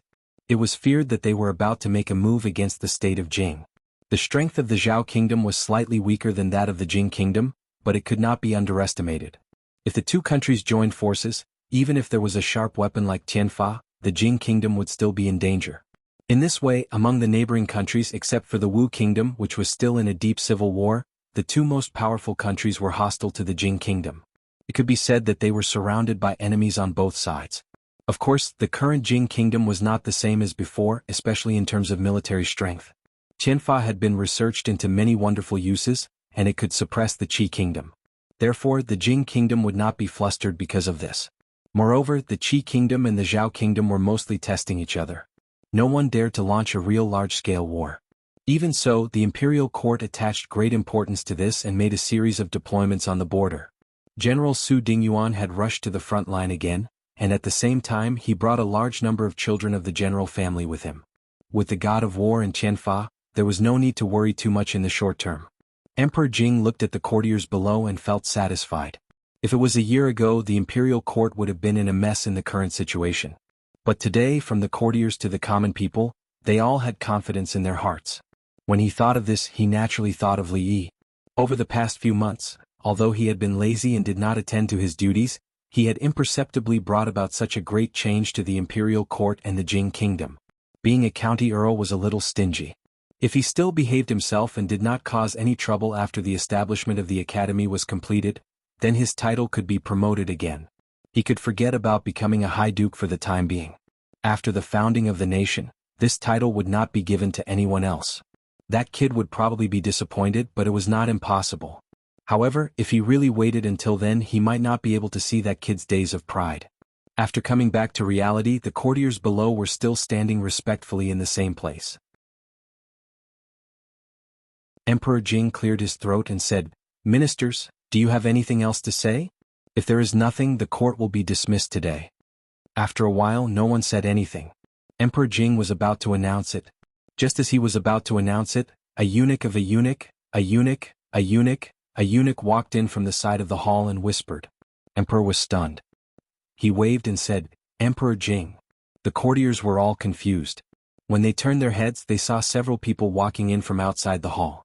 Emperor Jing looked at them and said, "Ministers, what do you have to say?" Assistant Minister of the Ministry of Justice, Zhao Guangyuan, accuses County Earl of Chang and Li Yi of overstepping his authority and obstructing the Ministry of Justice from handling the case. Assistant Minister Zhao of the Ministry of Justice stepped forward and said in a deep voice. Chen Yunshan, Assistant Minister of the Ministry of Rights, accuses County Earl of Chang and Li Yi of covering up the murderer who killed my son and violating the national law. Your Majesty, please investigate. The Assistant Minister of the Ministry of Rights said with a sad face and a hoarse voice. As soon as the two of them finished speaking, several more people stood up. The officials of the Ministry of Justice, the Ministry of Rights, and several censors listed several crimes of Li Yi, the Earl of Chang, and County, vividly described the arrogance and conceit of the Secret Intelligence Department, which immediately resonated with the courtiers. In the court, the Minister of the Ministry of Rights, who had just learned of this matter, immediately stood up and said, Your Majesty, the trial has always been the business of the Ministry of Justice and the Supreme Judiciary. Without Your Majesty's order, the Secret Intelligence Office dared to disturb the justice. I hope Your Majesty will punish them severely. Immediately, other imperial censors strongly condemned and protested the behavior of County Earl of Chang and Li Yi and the Secret Intelligence Office. They talked about the independence of the judiciary. The case was the business of the Ministry of Justice. Although His Majesty could assign the Ministry of Justice to handle it, he could not participate in it. Moreover, the Secret Intelligence Office openly took people from the Ministry of Justice. What was the use of the Ministry of Justice? What was the use of the law? The courtiers had long been dissatisfied with the expansion of the power of the Secret Intelligence Office. At this moment, countless people stood up. The poisoning of the son of the Assistant Minister of the Ministry of Rights was just a prelude. At this moment, what they wanted was to reduce the power of the Secret Intelligence Office. Emperor Jing frowned when he heard this.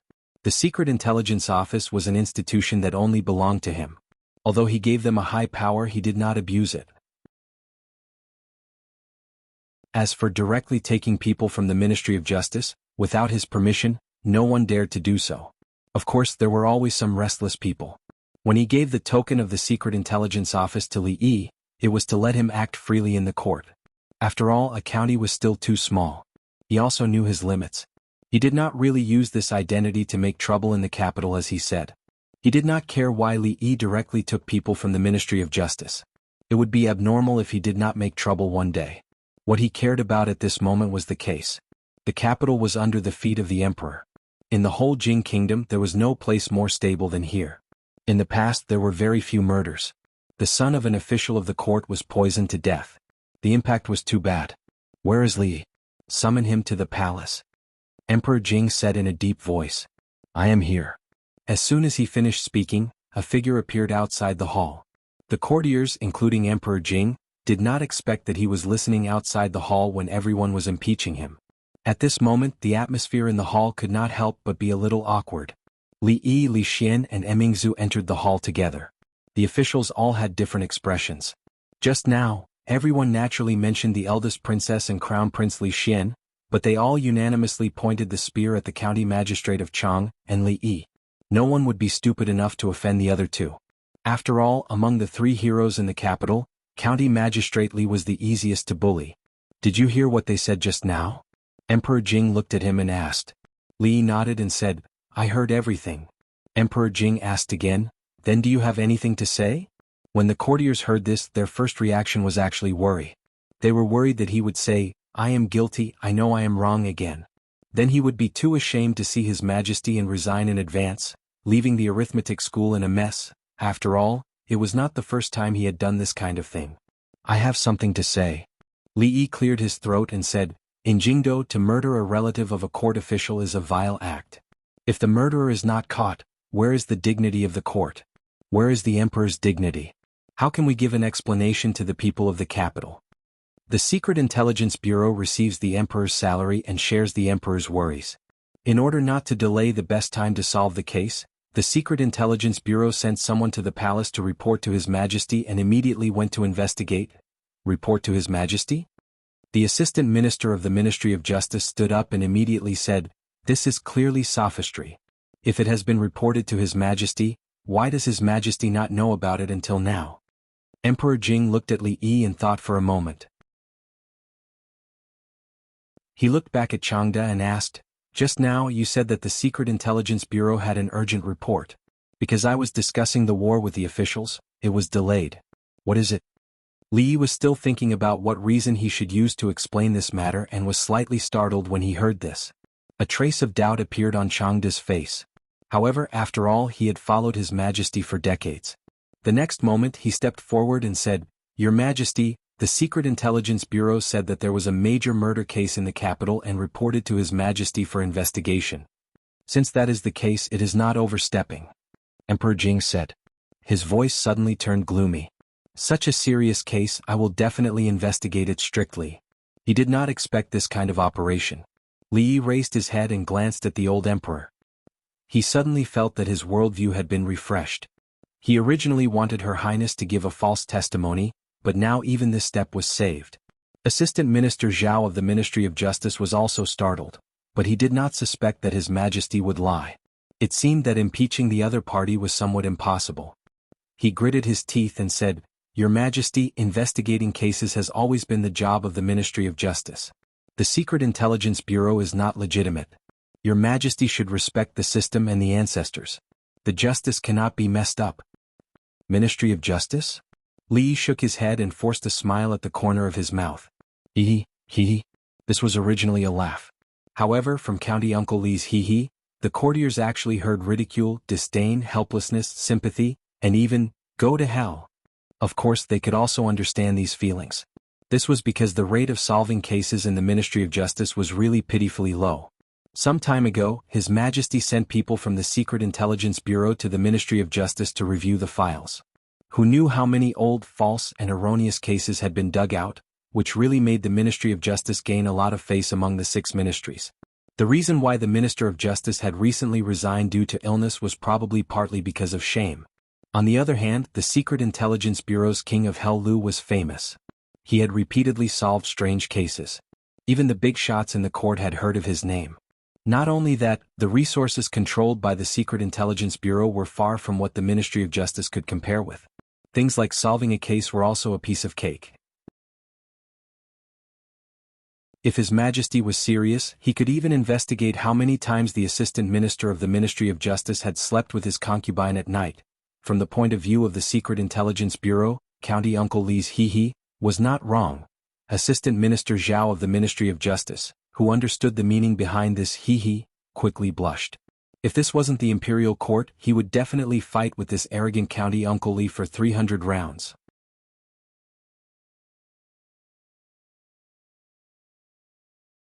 Chapter 557. Your Majesty, this case cannot be handed over to the Secret Intelligence Department. When all the officials were silent, the Minister-Counselor of the Ministry of Rights stood up and said in a deep voice, "Mr. Li has a close relationship with the woman involved in the case, and Mr. Li is a member of the Secret Intelligence Department. In order to avoid suspicion, Your Majesty, please hand the case back to the Ministry of Justice. I believe that the Ministry of Justice will give me justice." As the father of the victim in the case, he was the most qualified to speak. Emperor Jing looked at Li Yi and asked, "Is it true?" "The Secret Intelligence Department is handling the case. I did not intervene. The Secret Intelligence Department is His Majesty's Secret Intelligence Department. Doubting the Secret Intelligence Department is doubting His Majesty." Li Yi turned his eyes and asked, "Are you doubting His Majesty's justice?" "I dare not." The Minister-Counselor of the Ministry of Rights knew that he had made a slip of the tongue, so he immediately bowed and said. Emperor Jing waved his hand and said, "In that case, the case will be handed over to the Supreme Court. Lu Yi will assist in the investigation. Where is the Chancellor of the Supreme Court?" "I am here." Among the officials, a middle-aged man immediately stood up. Li Yi frowned slightly. This case was definitely not done by Zheng Zimo and the others. The reason why he saved them from the Ministry of Justice was that he was worried that they would suffer during the trial. If it was the Supreme Court, everything would be out of control. One of his shoulders was touched. Li Xian turned his head and whispered, "Don't worry, Chancellor of the Supreme Court. Our people guarantee that your Miss Zheng will live more comfortably there than in the Secret Intelligence Department." The reputation of the Ministry of Justice was too bad, and the Secret Intelligence Department could not stop everyone from talking. There was no objection to handing over the case to the Supreme Court. Even the Minister of Justice and the Minister-Counselor of the Ministry of Rights did not speak again. Emperor Jing said to the eunuchs below, "Where is Lu Yi? Let him immediately hand over the case to the Supreme Court and assist them in handling it." As soon as he finished speaking, another eunuch came in and said loudly, "Your Majesty, Lord Lu Yi requests to see you." Today's court was really strange. Whoever was summoned by His Majesty arrived. The efficiency was amazing. Emperor Jing was also stunned for a moment, but then he waved his hand and said, "Let him in." "Greetings, Your Majesty." Louis walked in and bowed. Emperor Jing waved his hand and said, "You heard what I said just now. I order you to assist the Supreme Court and solve this case within 3 days. Ahem, Your Majesty." Louis raised his head, looked at Emperor Jing and said, "Your Majesty, this case has been solved. There is no need to trouble the Supreme Court anymore." As soon as these words came out, there was a moment of silence in the court. It had only been a few hours since the incident occurred, and it had only been less than 2 hours since the Secret Intelligence Division took the suspect away from the Ministry of Justice. In such a short time the case had been solved. Was the Ghost King Lu of the Secret Intelligence Division really that terrifying? When Assistant Minister Zhao of the Ministry of Justice heard this, he also paused, a look of disbelief appearing on his face. Just now, in the main hall of the Ministry of Justice, they had already narrowed down the scope of the culprit very much and had almost locked onto the 3 women. Could it be that the Intelligence Division had directly convicted that woman? He was shocked because he knew that the Secret Intelligence Division would not do so. Who is the murderer? After Jing Di regained his senses, he immediately looked at him and asked. Louis smiled and said, "This matter is not urgent. Let me tell you slowly." Li Xian nudged Li Yi again and whispered, "Your subordinate has taught well." He had taught him everything that should be taught. It had to be said that in some matters, Louis had never let him down. "Speak." At this time, Emperor Jing was also interested. "Before that, Your Majesty, please take a look at the interrogation file of the Ministry of Justice this morning." Louis took out a piece of paper from his sleeve and handed it to the eunuch beside him. The eunuch walked up and handed the paper to Emperor Jing. Emperor Jing looked at it for a moment and frowned. "There is no witness and material evidence. How can there be conclusive evidence? I have already ordered that the Ministry of Justice and the local authorities should not use torture when handling cases. Is this how the Ministry of Justice handles cases?" Many officials looked at each other. His Majesty was dissatisfied with the Ministry of Justice. Ever since Louis was in charge of the old cases of the Ministry of Justice, the problems of the Ministry of Justice were exposed. According to His Majesty's temperament, after this matter, he would probably take some measures against the Ministry of Justice. The expression of the Assistant Minister of the Ministry of Justice changed and he immediately said, "Your Majesty, that woman despised the court, and all the evidence points to those women. If we do not use torture, it will be difficult to investigate the case." Haha. Louis looked at him and said, "Assistant Minister Zhao, remember what you said now." Assistant Minister Zhao felt very uncomfortable when he heard the word haha, but at this moment he could only swallow his anger. At this time, Louis continued, "This morning the son of official Chen of the Ministry of Rights died in his own home.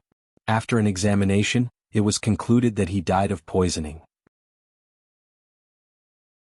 After the testimony of many witnesses, it was generally confirmed that the time of Chen's poisoning was yesterday in the evening. What was Chen doing in the evening? He had just drunk some wine and went to Willow Alley to find a girl with the surname of Chen. According to the servants of the Chen family, Chen had been pestering this Miss Zeng a lot these days and wanted to take her as a concubine. However, this Miss Zeng was unwilling. Yesterday, Chen was rude after drinking and had a conflict with Miss Zeng. The time when he was poisoned was around this time. Based on this, the Ministry of Justice deduced that Miss Zeng and the others were the culprits. It is not unreasonable.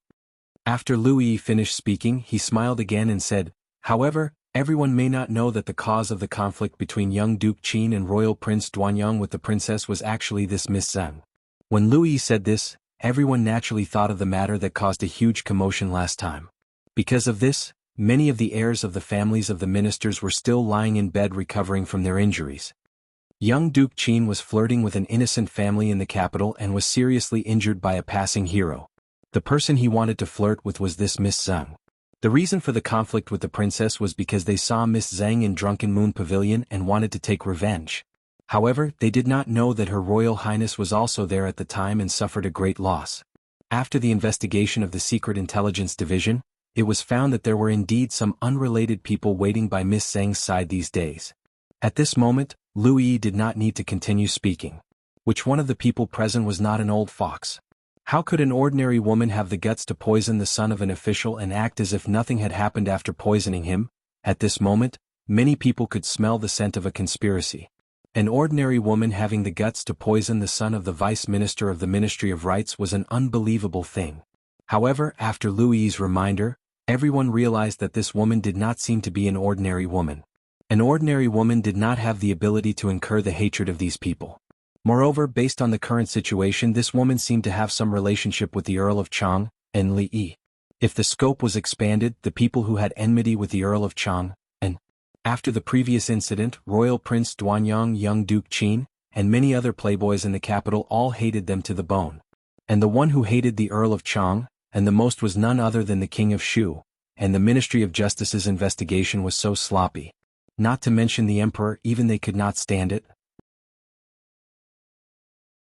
There must be something fishy going on. The younger generation of the few families, even Qinyu, would not dare to plot to kill the son of an official and affect the dignified assistant minister of the Ministry of Justice. So who could it be? It was terrifying to think about it. At this point, many people did not dare to think about it anymore. There must be more to this matter. The vice minister of the Ministry of Rights' face suddenly darkened. The pain of losing his son had indeed filled his heart with anger, but it did not mean that he had lost all his rationality. Putting himself in her shoes, how could a mere commoner woman have the guts to do such a thing? You're saying that someone deliberately framed her? At this time, the assistant minister of the Ministry of Justice raised his eyebrows and questioned. But at that time, other than those three women, there was no one else present. Could it be that someone could poison them from afar and then frame them? Louis looked at him and asked, Assistant Minister Zhao, are you sure that there was no one else present at that time?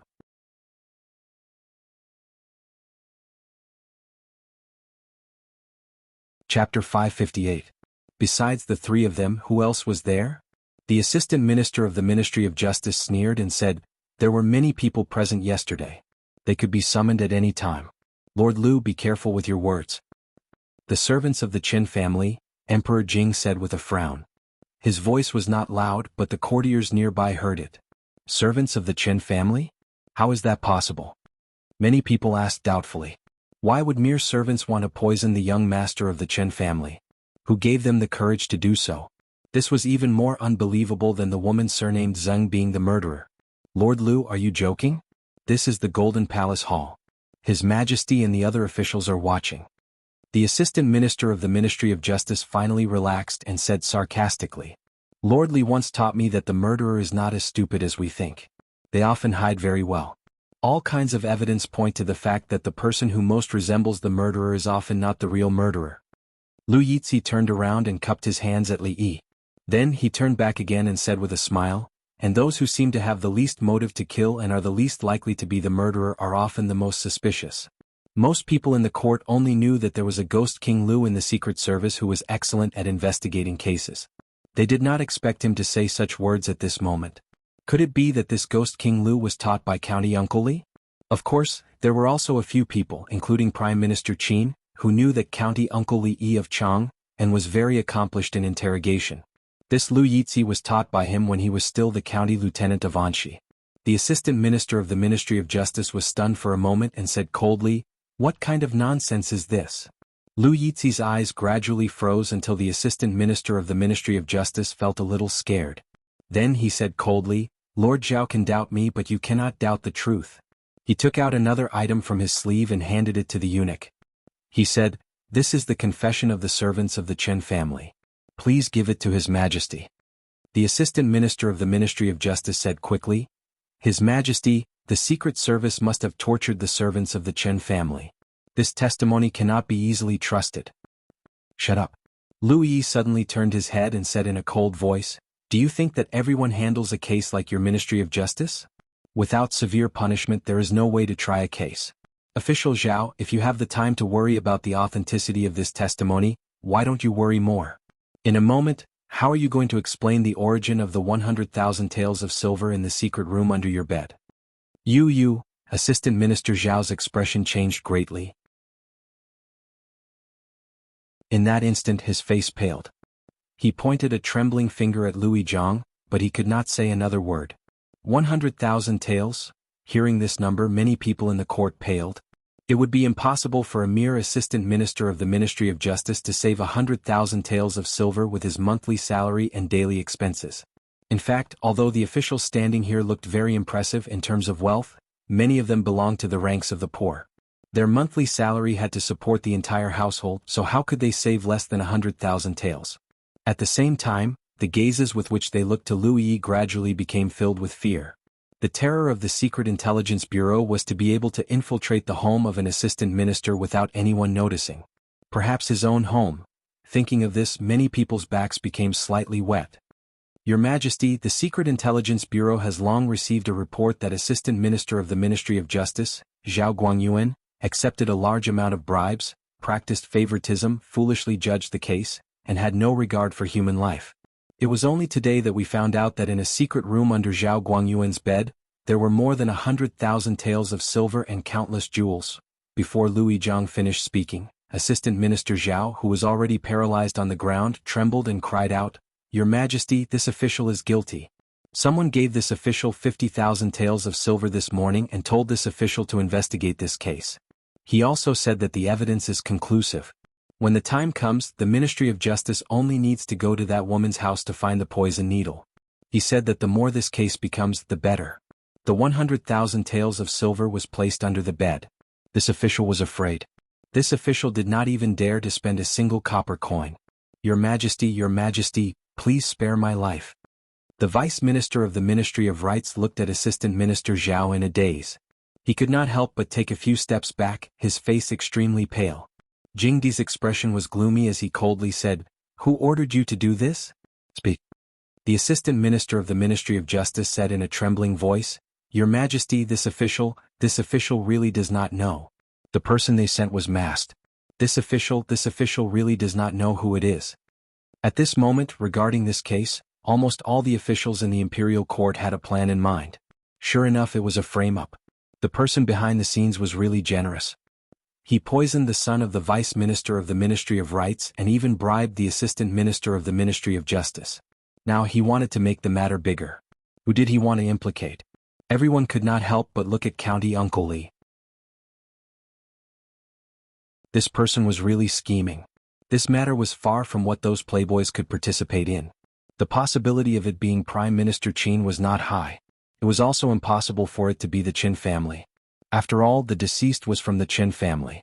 Then could it be the Cui family? Prince Hui? Or could it be the others? Or, everyone shook their heads. The Assistant Minister of the Ministry of Justice was originally the King of Shu's man. Lord Qin of the Ministry of Rights was also one of the King of Shu's supporters. If it was really him, this was too, of course, although it was hard to believe, this possibility could not be ruled out. On one side of the hall, Li Yi leaned against a pillar. Li Xian quietly leaned over and asked, "Tell me honestly, is there anyone from your secret intelligence office in my prince's mansion?" Li Yi shook his head and replied casually, "I don't know. You have to ask your Uncle Huang." Li Xian's face lit up again as he said, "The Secret Intelligence Division is very impressive. I'll go talk to Uncle Huang someday and see if he can get me a plate too. Take him away." Emperor Jing said in a deep voice, "The case of Assistant Minister of the Ministry of Justice, Zhao Guangyuan, will be handed over to the Supreme Court. You must investigate it thoroughly." "Yes, Your Majesty." The officer of the Supreme Court immediately stood up and said. Emperor Jing looked at Liu Yizhang again and asked, "Have you found out who the mastermind is?" Liu Yizhang shook his head and said, "Your Majesty, the two servants of the Qin family only took the money to do things. They know nothing about other things." "Investigate." Emperor Jing opened his mouth again. His voice was extremely cold. After a series of orders, Emperor Jing suddenly asked, "You didn't use torture. How did you make them confess?" Liu Yizhang was stunned for a moment and said, "This method was taught to me by Lord Li. The case of Chen's poisoning is unlikely to be done by one person. The possibility of an accomplice is very high. I just locked the servants in different rooms and told them that no matter who is the main culprit or the accomplice, the first person to confess will be spared from death. If another person confesses first, the one who did not confess will be executed by 1,000 cuts." Liu Yizhang said lightly, "Then the accomplice confessed. P.S.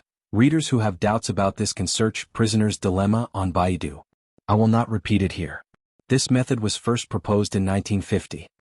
Even though many of the courtiers were experts at playing mind games, when they heard Liu Yizhang say these words lightly and carefully pondered, they could not help but feel a chill from their tailbones.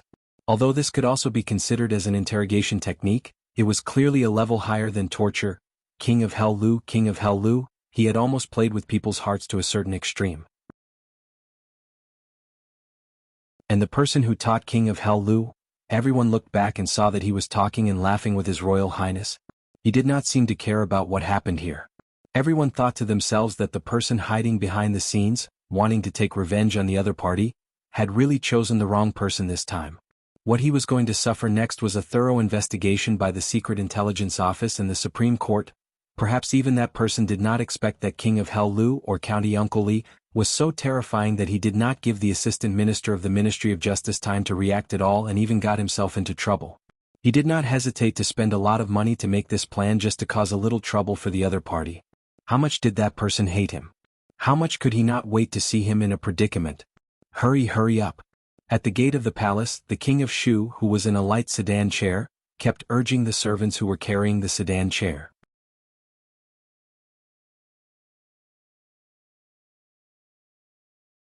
Chapter 559. The King of Shu had just sprained his ankle a few days ago. At this moment, he was supported by 2 servants and limped towards the political hall. Your Highness, please slow down. The imperial physician said that Your Highness should focus on recuperation these days and avoid walking. The servant said worriedly. The King of Shu waved his hand and said righteously, why slow down? There was a murder case in the Qin family. Someone wanted to play favoritism and protect the suspect. Minister Counselor Qin is loyal to I. If I stand by and do nothing, won't I disappoint him and the other officials in the court? The servant thought that the King of Shu was just trying to hit County Uncle Li when he was down. When he heard the news, he hurried over and showed an expression of being touched by the King of Shu. Hurry up. The morning court assembly is about to end. The King of Shu tidied his clothes and was about to walk up the stairs. The morning court assembly had been delayed until very late. If it was delayed any longer, he might not be able to see some interesting scenes. At this moment, the sound of noisy footsteps could be heard from within the hall. The court assembly is ending? Seeing this, the King of Shu was startled and showed some disappointment. At the same time, hundreds of officials walked out of the hall with different expressions. Many things had happened in the morning court assembly today. The son of the Minister Counselor of the Ministry of Rights was poisoned to death. Assistant Minister Zhao of the Ministry of Justice took a huge amount of bribes and played favoritism. County Uncle Li was implicated. The mastermind behind the scenes had yet to be revealed. Of course, the terror of the Secret Intelligence Bureau had once again refreshed the bottom line in their hearts. The Assistant Minister of the Ministry of Justice was really finished this time. Not only that, from the last few words of the Emperor, it could be speculated that this time the Ministry of Justice would usher in a major change of personnel. Lu Yi would temporarily take the position of Assistant Minister of the Ministry of Justice. Among the 6 ministries, Zhao Guangyuan, who originally belonged to the King of Shu and Prime Minister Qin and was likely to become the Minister of the Ministry of Justice in the future, would face the double investigation of the Supreme Court and the Secret Intelligence Bureau. No one knew how many officials would be involved. As for the person who manipulated everything behind the scenes with the corruption of Zhao Guangyuan, the Assistant Minister of the Ministry of Justice, to frame County Uncle Li and poison the son of the Vice Minister of the Ministry of Rights, although he still didn't show up and didn't leave too many traces or clues, the officials knew that except for a limited number of people, no one had the motive or ability to do such a thing. Everyone had seen the conflict between County Earl Li and the King of Shu. Of course, they were the ones who wanted to get rid of him. However, the King of Shu was less likely to be the culprit, because the Qin family was also on the King of Shu's side. In order to make trouble for Mr. Li, the King of Shu killed a young master of the Qin family and an assistant minister of the Ministry of Justice. Ordinary people wouldn't do such a thing that harmed others without benefiting themselves. The King of Shu shouldn't hate Mr. Li that much, right? When the courtier in front was about to walk down the steps, he was blocked by someone. The one blocking their way was the King of Shu. After a short moment of shock, an official immediately bowed and said respectfully, "Your Highness, the King of Shu." The King of Shu put away the disappointment on his face and nodded. He asked, "I heard that the son of Lord Qin of the Ministry of Rights was killed and the Secret Intelligence Office shielded the suspect. What's the result?" At this time, his face was full of righteousness. He thought to himself that he had seen a lot of schemes of emperors in the past 2 days. At this moment, it was the best time to win people's hearts. The official looked up at the King of Shu with a trace of disbelief in his eyes. After a while, he said in a low voice, "This case has been solved by the Secret Intelligence Office." When he finished speaking, the courtiers behind him looked at the king of Shu in a different way. Solved? The king of Shu was stunned when he heard this. More officials had already walked out from the opposite side. Prime Minister Qin didn't show any expression on his face. He looked at the king of Shu suspiciously and left directly. The minister-counselor of the Ministry of Rights was pale and had a complicated look in his eyes. He didn't even salute. When he passed by the king of Shu, his whole body bent. When half of the courtiers passed by him, he felt the different kinds of eyes and strange expressions of the people. The king of Shu's face showed confusion. "They're all... What's wrong?" "Thank you, your majesty." In a garden behind Lijing Hall, Li Yi bowed to Emperor Jing. "You don't have to thank me." Emperor Jing waved his hand and said, "You are now a county uncle. How could you be schemed against like this? Can you be a little more careful and cause less trouble for me?"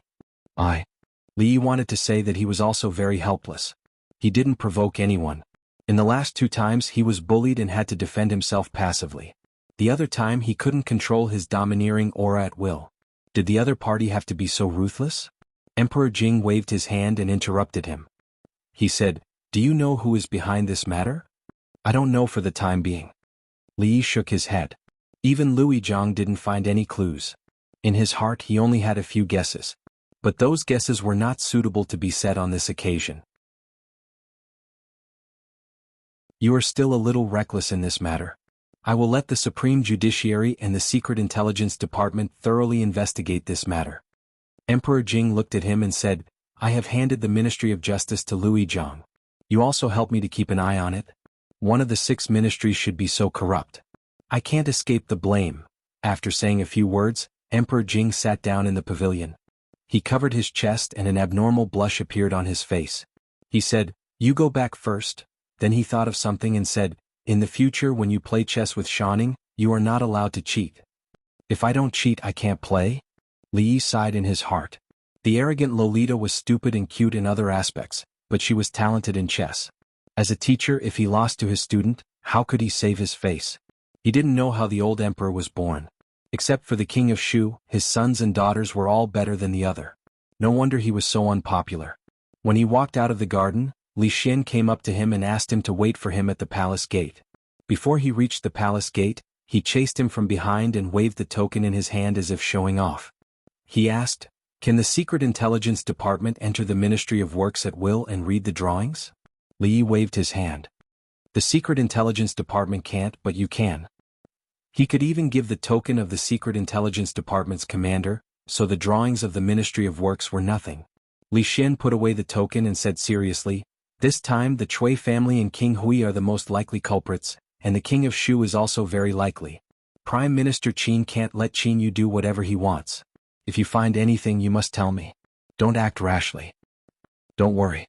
Li Yi waved his hand and said. There were many things to do next, so there was no time to waste here.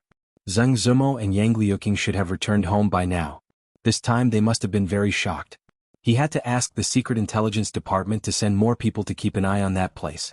Although no matter who was behind the scenes, they probably wouldn't make any moves in the short term. But if they could easily poison the son of the Minister of Rights, it was hard to say that they wouldn't do something even more outrageous in their madness. He went to Willow Alley first. The people from the Secret Intelligence Department had already sent them home. Wan Ruoqing had also returned. It wasn't until she saw Li Yi that the worried expression on her face disappeared. Li Yi didn't stay there for long because there were more important things to do next. The twists and turns that could affect the entire court only lasted a few hours. However, although it seemed calm on the surface, no one knew how many unseen undercurrents were surging inside.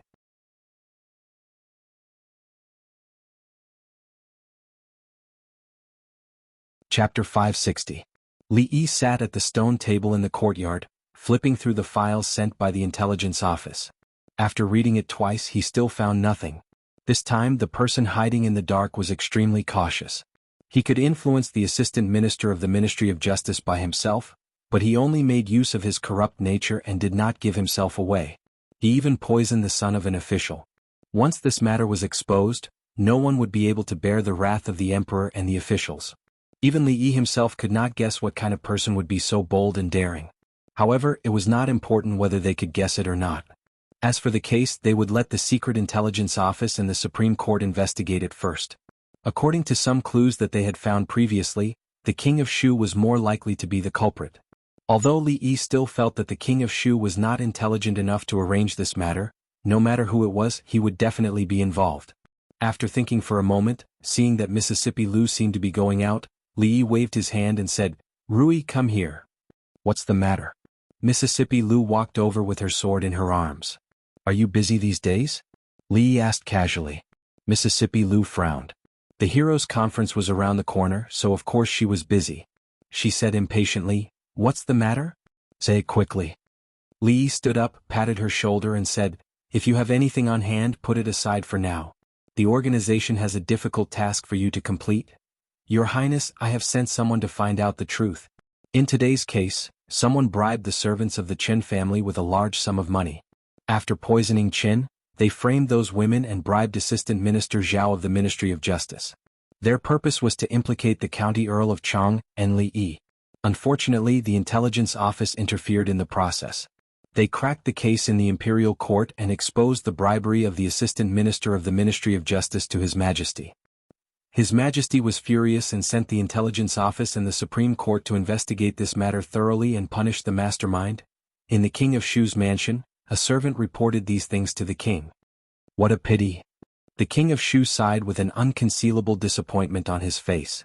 Using the woman named Zheng Zumo as a breakthrough point was also something he had been asking people to do, but that group of useless people never had a chance to do it.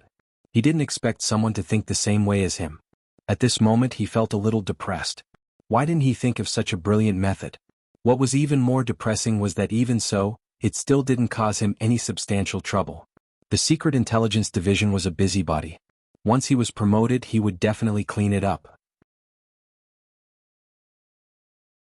Other than that, the King of Shu also had a lot of complaints about the person behind the scenes. After this incident, the Assistant Minister of the Ministry of Justice, Zhao Guangyuan, was probably finished. He would no longer have anyone to use in the Ministry of Justice, and his support in the imperial court would also decrease. Recently, everything had not been going well, and it was all because of that damned Li Yi. Your Highness, there is one more thing, but I don't know if I should say it or not. A trace of hesitation appeared on the servant's face. Why are you stuttering? Speak. The King of Shu was in a bad mood at this time, so he glanced at him and said. The servant thought for a moment and said, outside, there is a rumor that this incident was secretly ordered by your Highness. What? The King of Shu's expression changed and he suddenly stood up from his seat. What did you say? Qin Mansion. Prime Minister Qin sat on the main seat and there were many figures below. Although they were all dressed in casual clothes, if one looked carefully, they would recognize many familiar faces in the imperial court. Prime Minister Qin was a veteran of 3 dynasties, and he had a wide influence in the imperial court. Because he had always supported the King of Shu, Prime Minister Qin's faction naturally flocked to the King of Shu. He was a force that could not be ignored. Once a side was chosen in the imperial court, it could not be easily reversed. If the King of Shu was promoted, it would be of great benefit to them. At this time they would naturally help him wholeheartedly. An official looked at Prime Minister Qin helplessly and asked, Prime Minister, is this really done by your Highness? After today, many people in the imperial court would point their fingers at the King of Shu for the mastermind behind the case. If they allowed it to develop, it would be extremely disadvantageous to them. Prime Minister Qin took a sip of tea and said, His Majesty has already ordered the Supreme Court to investigate this matter. The facts will naturally come to a conclusion, so don't spread rumors. That is true, but there are already similar rumors in the imperial court and among the people. If we ignore this, I am afraid it will damage the King of Shu's reputation, the official said again. As soon as he said this, many people lowered their heads in silence. The King of Shu was the Rat King. What reputation did His Highness have now? They were already used to the fact that His Highness would do something to tarnish their reputation every few days. In the crowd, Qin Chong muttered to himself for a moment, then said, The rumors among the people must be stopped. Once found slandering a prince, they must be punished severely. Lord Qin is right. Such rumors must not be allowed to continue spreading. Qin Chong represented the Duke Qin residence. As the Minister of Rights, he had a high status in the imperial court. As soon as he said this, there were people who agreed. I am afraid we will have to ask Lord Qin of the Ministry of Rights to speak on this matter. After all, someone else said. Suddenly he asked curiously, "Where is Lord Qin?" Another person said, "After Lord Qin returned home, he closed his doors and refused to see anyone. He did not come today." Hearing this, everyone's expressions changed. It was understandable that Lord Qin had lost his beloved son, but it was not normal for him to close his doors and refuse to see anyone. Could it be that thinking of the way Lord Qin looked at the king of Shu outside the palace today, they seemed to realize something. Lord Qin was one of them. If he was like this, what more the other officials in the imperial court? Everyone sighed silently in their hearts. "Your Highness, oh your Highness, what are you doing? Are you really going to cause discord among everyone? Things have been too smooth for His Highness these past few years." Prime Minister Qin finally opened his mouth and said slowly, "As His Majesty's eldest son, he is the most qualified to inherit the throne. Furthermore, we have been helping him from behind. As a result, his morals have not been cultivated and he has become arrogant and willful. This is our fault." Hearing this, everyone's expressions turned complicated. Morals have not been cultivated. For Prime Minister Qin to use such words to describe him, it was clear what kind of person he was in Prime Minister Qin's heart. If they had known that this day would come, they would not have committed such sins in the past. But now there was no turning back. Not long after, when everyone walked out of Prime Minister Qin's residence, the King of Shu looked at the returned invitation card on the table. His expression gradually darkened. "Your Highness Lord Qin, scram all of you scram." Hearing the furious voice from inside the palace, as well as the sounds of tables toppling and plates shattering, the two maids standing outside the door looked at each other. Their faces were pale and their bodies trembled slightly. Wansu walked on the street with his hands behind his back. Occasionally he would stop and listen to the chatter of the people on the street. If he heard something interesting, he would stop for a moment and add a few words. Dressed in green, he looked like a scholar who had nothing to do. There were quite a few people dressed similarly to him in the various streets and brothels of Jianghu. Naturally, the people of Jianghu did not know that the person who had been laughing and chatting with them a moment ago, commenting on songs and listening to plays, was one of the imperial censors in the court. Because of a few words from them, a certain important figure had just been reported to the emperor this morning. Wansu was in a good mood these days. Ever since his wife joined the women's union, he could buy the latest perfume at the internal price. His meager salary could finally be used up. Recently there had been a lot of work at the imperial censorate. 2 days ago, an extremely bad case had occurred in the capital. The eldest son of the Minister of Rights had been killed, and the mastermind behind it had wanted to frame another important official of the court. There had not been such a bad case in the past 10 years. The Supreme Court and the Secret Intelligence Department were anxiously investigating the case. The eyes of the censors were also bright, staring at the most suspicious people, ready to go all out at any time. Of course, the identities of the people who might be involved in the case were extremely sensitive, including some princes. The censors did not dare to speak carelessly. Everything had to be based on evidence. The ancestral system cannot be abolished. The eldest son of the legitimate wife sits on the throne. Tianfa rises, his name spreads. The Jing kingdom rises, the virtuous are called kings. While he was thinking, a group of naughty children holding candied hawthorns in their hands whizzed past him. They were chattering non-stop and seemed to be singing some unknown folk song. What? The Jing kingdom rises, the virtuous are called kings. Wansu only heard the last sentence clearly. He shook his head and prepared to leave, but his footsteps suddenly stopped. He turned around and looked in the direction that the children had left. His mouth was wide open and his expression was one of shock. When he came to his senses, he immediately chased after them with large strides.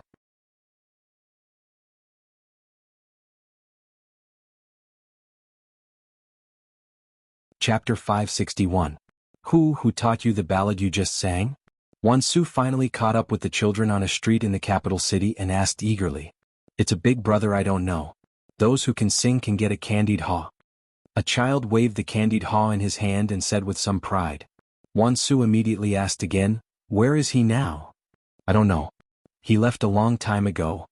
A child said and then scattered in all directions. The ancestral system cannot be abolished. The eldest son of the legal wife will sit on the throne. The heavenly punishment rises and his name spreads. The Jing kingdom rises and the virtuous are called kings. Wansu stood there in a daze and watched the children go far away. The sound of the ballad still lingered in his ears. Something big is going to happen. Wansu murmured a few lyrics and thought to himself. The governor of the capital city, Lu Dayo, came out of his concubine's room. He was in high spirits and his face was radiant.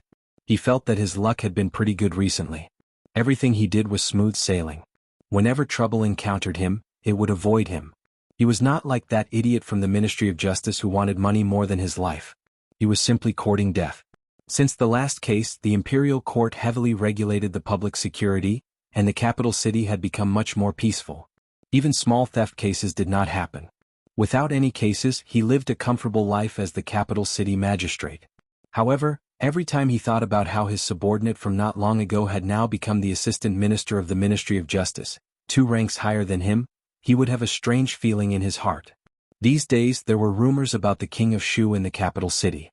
It was said that he was the mastermind behind the last case. Regarding this matter, the higher-ups had just put pressure on him to control it so that it would not affect the reputation of the king of Shu. Control my ass. How could he control it when it was someone else's mouth? He even thought that it was the king of Shu who did it. However, although he complained, he still had to do some superficial work. He arrested a few people who spread the rumors publicly and locked them up for 2 days.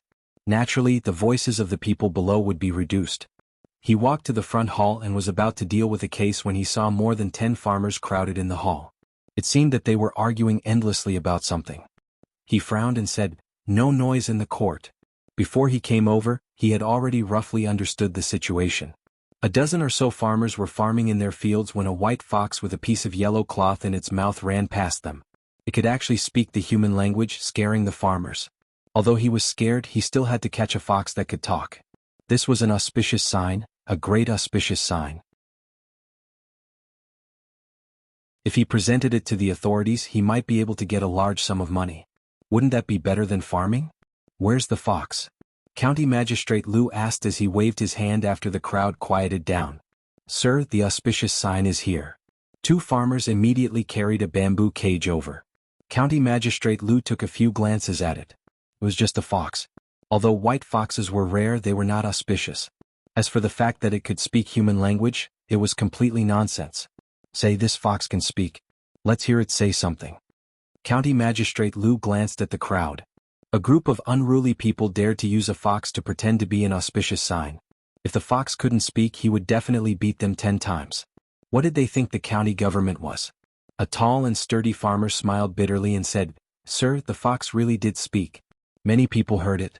If you don't believe me, you can ask them to come and ask. This commoner really can't command Xiangqi. Oh, then tell me, what did the auspicious sign say?" County Magistrate Liu was in a good mood today. At this time he was also interested. He walked over and sat down. He picked up the teacup and asked with interest. The auspicious sign said, "What did it say?" The farmer thought for a while. What did it say about a true dragon?" He turned his head with some doubts and asked the crowd, "What did the auspicious sign say at that time?" "I can't remember it. It seems to be a true dragon." "What should a true dragon be?" "A true dragon should be the eldest." "I remember it. A true dragon should be the eldest son. That's the sentence."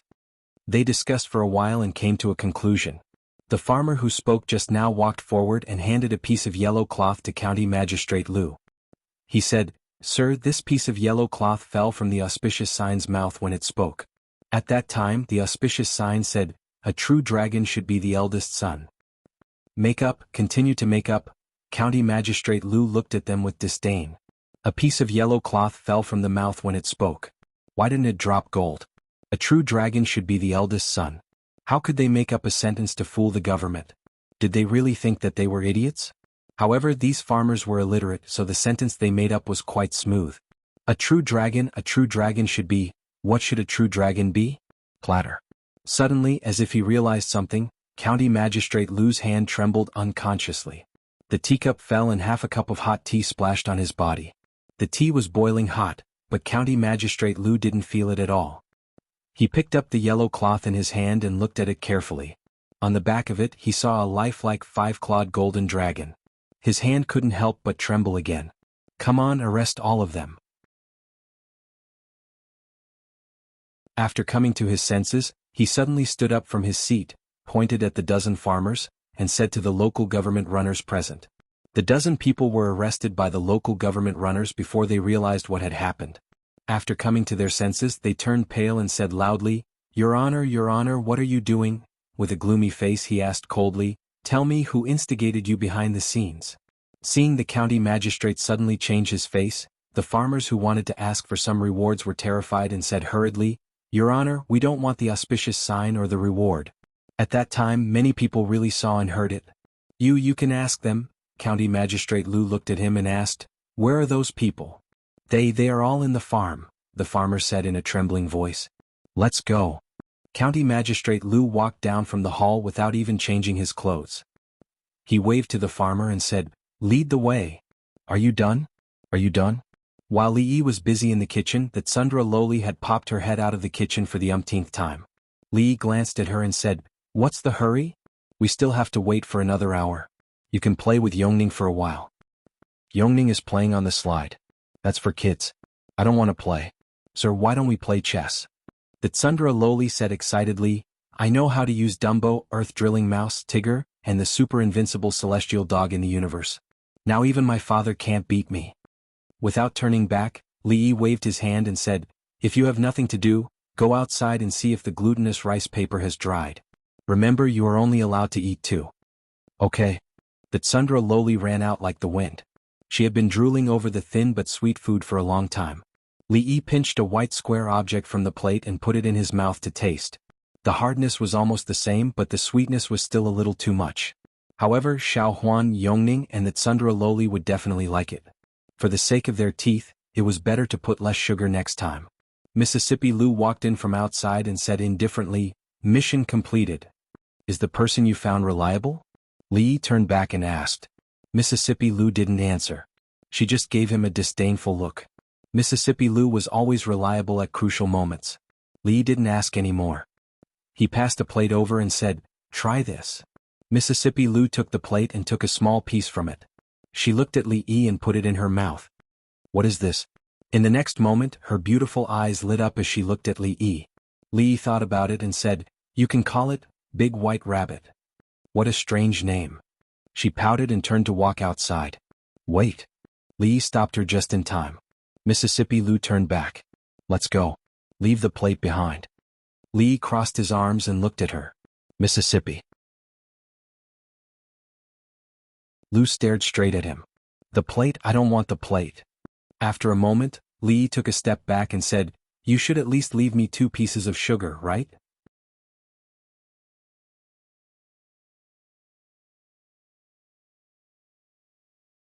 Chapter 562.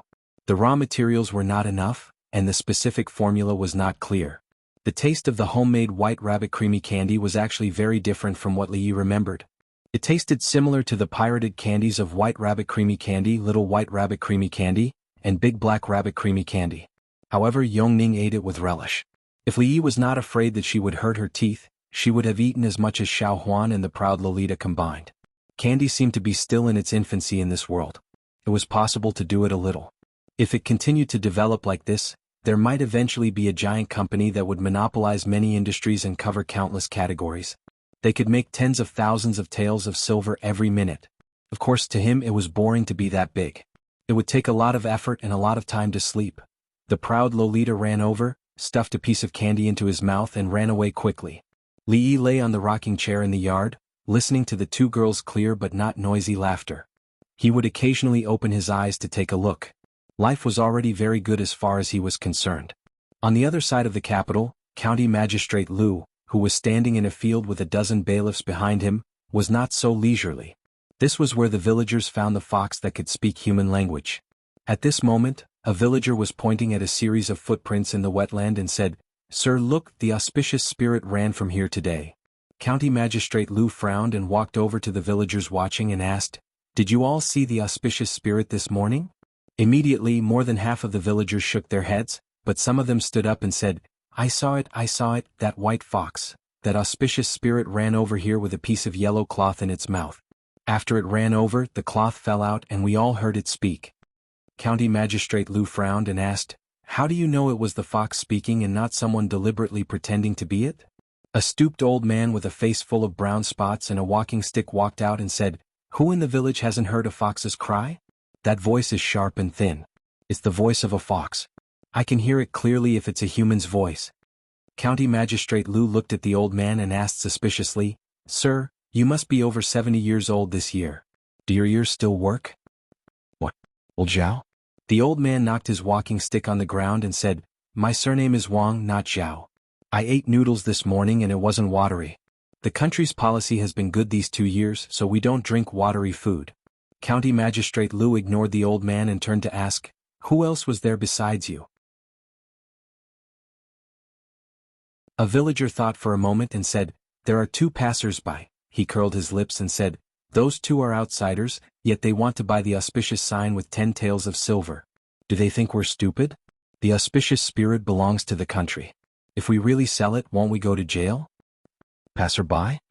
County Magistrate Lu became spirited and asked, "What kind of passers-by? Do you still remember their appearance?" This time he brought an artist with him. He immediately asked him to draw the passer-by according to the villager's description. A moment later, holding 2 pieces of paper in his hand, County Magistrate Lu raised his eyebrows. One had a beard that almost covered his eyebrows, and the other had a birthmark the size of a bowl on his face. Needless to say, they must have disguised themselves. What was there to look for? "Go back to the county government," County Magistrate Lu said coldly and turned to leave. After all, he had gained something from today's trip. He had to think about how to deal with this matter after he went back. This was a big deal and he couldn't make a mistake. "Hey, what do you think the auspicious sign meant?" "What did the auspicious sign say? I didn't hear it clearly this morning. I remember it said, the true dragon should be the eldest son, Xian." "The true dragon, isn't that the emperor?" "The eldest son, Xian, His Highness King of Shu, should be called. Even the auspicious sign said so. It seems that the next emperor must be King of Shu." Before leaving, County Magistrate Lu's eyelids couldn't help but twitch a few times when he heard the villagers' whispers. The true dragon should be the eldest son, Xian. King of Shu, Li Xian, dared to say such rebellious words. Was he really crazy? "Your Honor, what should we do now?" Detective Zhao also realized the seriousness of this matter. When walking on the street, he finally couldn't help but ask County Magistrate Lu. County Magistrate Lu said in a deep voice, "Block the news. Don't let the villagers spread rumors. If they violate it, they will be directly put into the county government prison. The ancestral system can't be abolished. The eldest son of the legal wife will sit on the throne. Heaven's punishment will rise, and his prestige will spread far and wide. The Jing kingdom will rise and the Xian will be the king." As soon as County Magistrate Lu finished his words, a group of children humming such a nursery rhyme passed by him. He stopped and suddenly turned his head. 2 people were chatting at a noodle stall by the roadside. "Hey, have you heard? This morning, a white fox with a yellow cloth in its mouth spoke human language and said that His Highness, King of Shu, should be the emperor." "Really? This is a strange sign." The white fox spoke human language. "It's a great auspicious sign. It said that King of Shu is incompetent. Today we know that His Highness is destined to be the emperor. The people are stupid, but will His Majesty and all the officials be so easily deceived by such means?" County Magistrate Lu sighed and rubbed his sore eyebrows. He didn't expect that things had developed to this point. Anyway, he couldn't handle it himself. Go back to the county government office. He gritted his teeth and walked quickly to the county government office. This kind of thing a small capital magistrate couldn't participate in. The only thing he could do now was to write a memorial to the throne and report everything to His Majesty. When County Magistrate Lu bent over the table and wrote quickly, the atmosphere in the censorate was equally solemn. An extremely sensitive nursery rhyme spread among the people, and it had long been out of control. Today the white fox presented auspicious signs, saying that King of Shu, Li Xiandang, would be the next emperor. Although His Majesty was ill, he was far from that point. King of Shu, or some people with ulterior motives, was going to rebel. At the end of the Qin dynasty, when Qin Sheng and Wu Guang revolted, a strange sign appeared. A fox spoke human language. "The great Chu dynasty will rise, King of Qin Sheng." Now the white fox also spoke human language and pointed out that King of Shu was the real dragon. The ancestral rule couldn't be abolished. The eldest legitimate son would inherit the throne. His Majesty didn't have a legitimate son. The eldest legitimate son would be King of Shu. When the Jing kingdom prospers, the virtuous will be the king. When Li Xiandang became the king, would the Jing kingdom prosper? There was even a saying among the people that a golden scale was originally a fish in a pond, but it would turn into a dragon when there was a storm. It secretly implied that King of Shu hadn't really become a dragon yet. Then, when the storm would change, would His Majesty die? Although King of Shu's reputation was almost ruined during this period, King of Shu himself or some people on his side dared to use this method? Did they ignore the fact that His Majesty was still alive? Fabricating strange signs, using folk songs to win the hearts of the people, and using religion to accumulate power. Since ancient times, almost all of these were things that rebels would do. Recently, there was a force making trouble outside the capital city, which claimed to be the holy religion. Could it be the arrangement of King of Shu? It seems that everyone has underestimated His Highness. Ma Zhongqing's face was as cold as frost. Auspicious signs, nursery rhymes, holy religion. You are familiar with these, but I'm curious, what other tricks do you have? Just as Ma Zhongqing finished his words, a censor came in from outside and cupped his hands. He said, Zhongqing, outside the capital city, a few farmers dug up an old stone tablet in the river. On it is written, what is written? Hearing this, Ma Zhongqing frowned. The censor glanced at him and said slowly, the dragon comes out of Shu, and the Jing kingdom will prosper.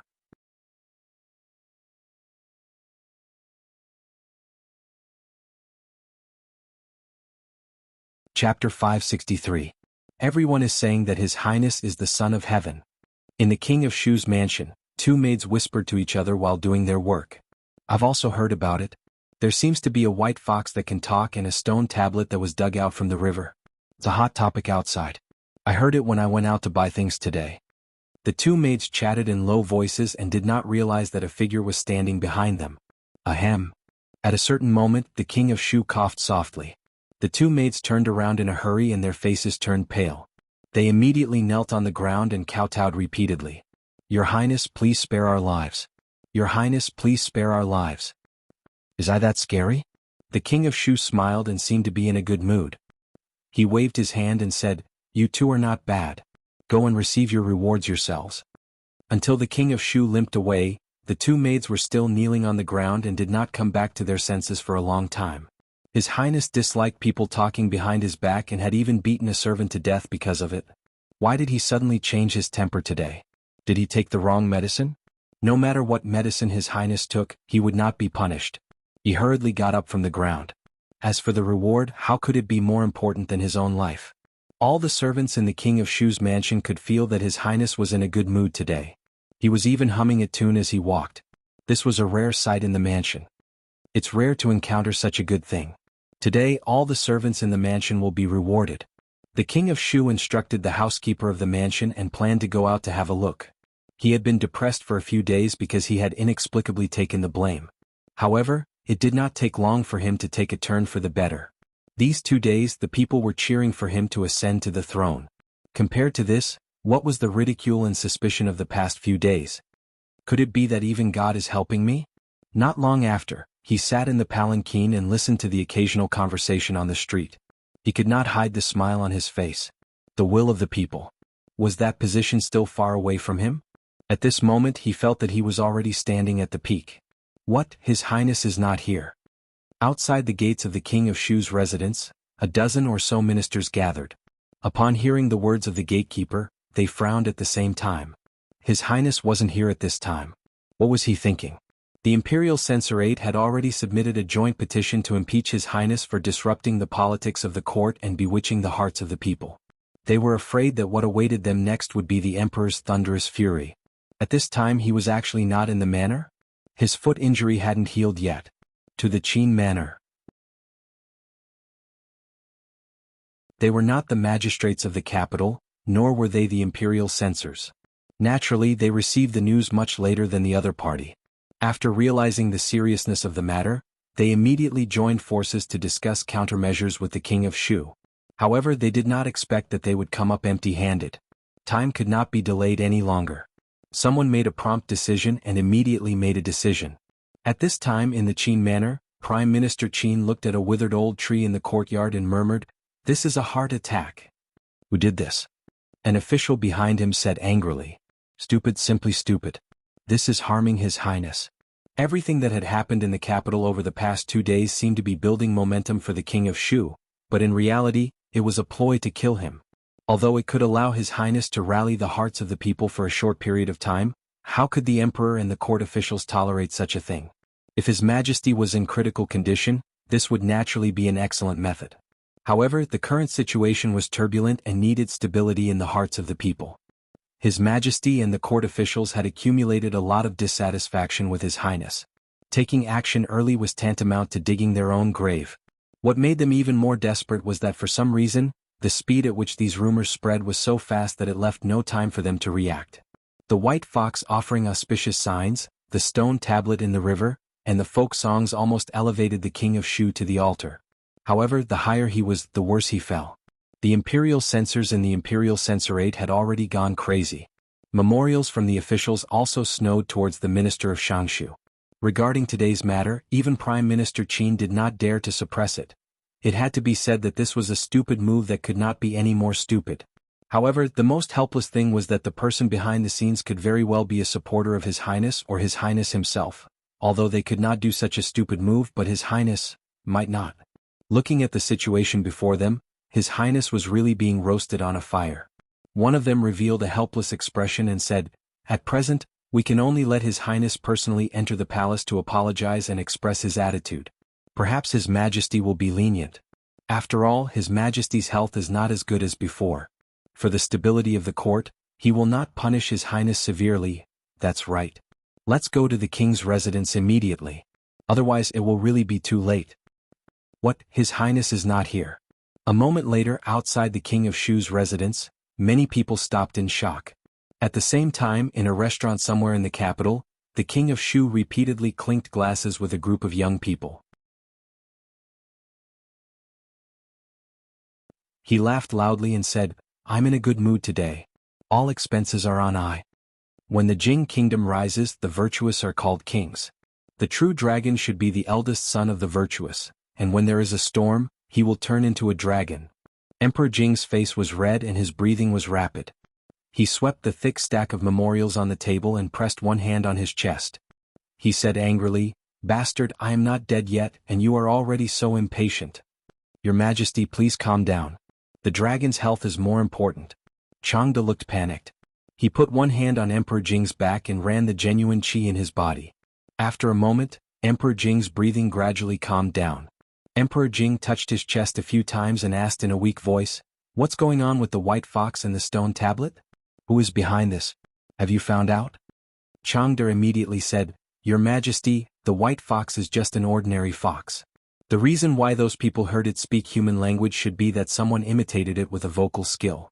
As for the stone tablet, it is not difficult for a skilled stonemason to make it old." He pondered for a moment, then spoke again. "As for the person behind the scenes, all he did was bury a stone tablet, have someone imitate the fox's voice and write a few ballads. He didn't need to do it himself, and the intelligence division wouldn't be able to investigate." Changde sighed. Such a low-cost, high-efficiency strategy gave people the impression that the other party did something with a wave of his hand. The whole court, the whole capital, and even the whole world were in chaos because of this. It really made people feel helpless. However, it did not matter who the person behind the scenes was because everyone knew his purpose. First, he murdered the son of an imperial official and framed Li Yi. Then he spread rumors to create momentum for the king of Shu. Who was behind this? Was there a need to guess? When the dragon comes out of Shu, the Jing kingdom will rise. Emperor Jing's face was gloomy. He took a few deep breaths and said coldly, "In that case, let him stay in Shu." Changde glanced at Emperor Jing, who was already drafting a decree. After a moment, he said again, "Your Majesty, Lu Yi has found something about the murder of the son of the minister-counselor of the Ministry of Rights. Have you found out who is targeting Li Yi?" Emperor Jing asked faintly without raising his head. "The more you do, the more mistakes you make. I admire Uncle Li more and more." Changde sighed softly, then shook his head and said, "When I was investigating this case, I accidentally found some clues that led to new developments in the matter from 20 years ago." The brush in Jingdi's hand paused and he slowly raised his head. "Speak."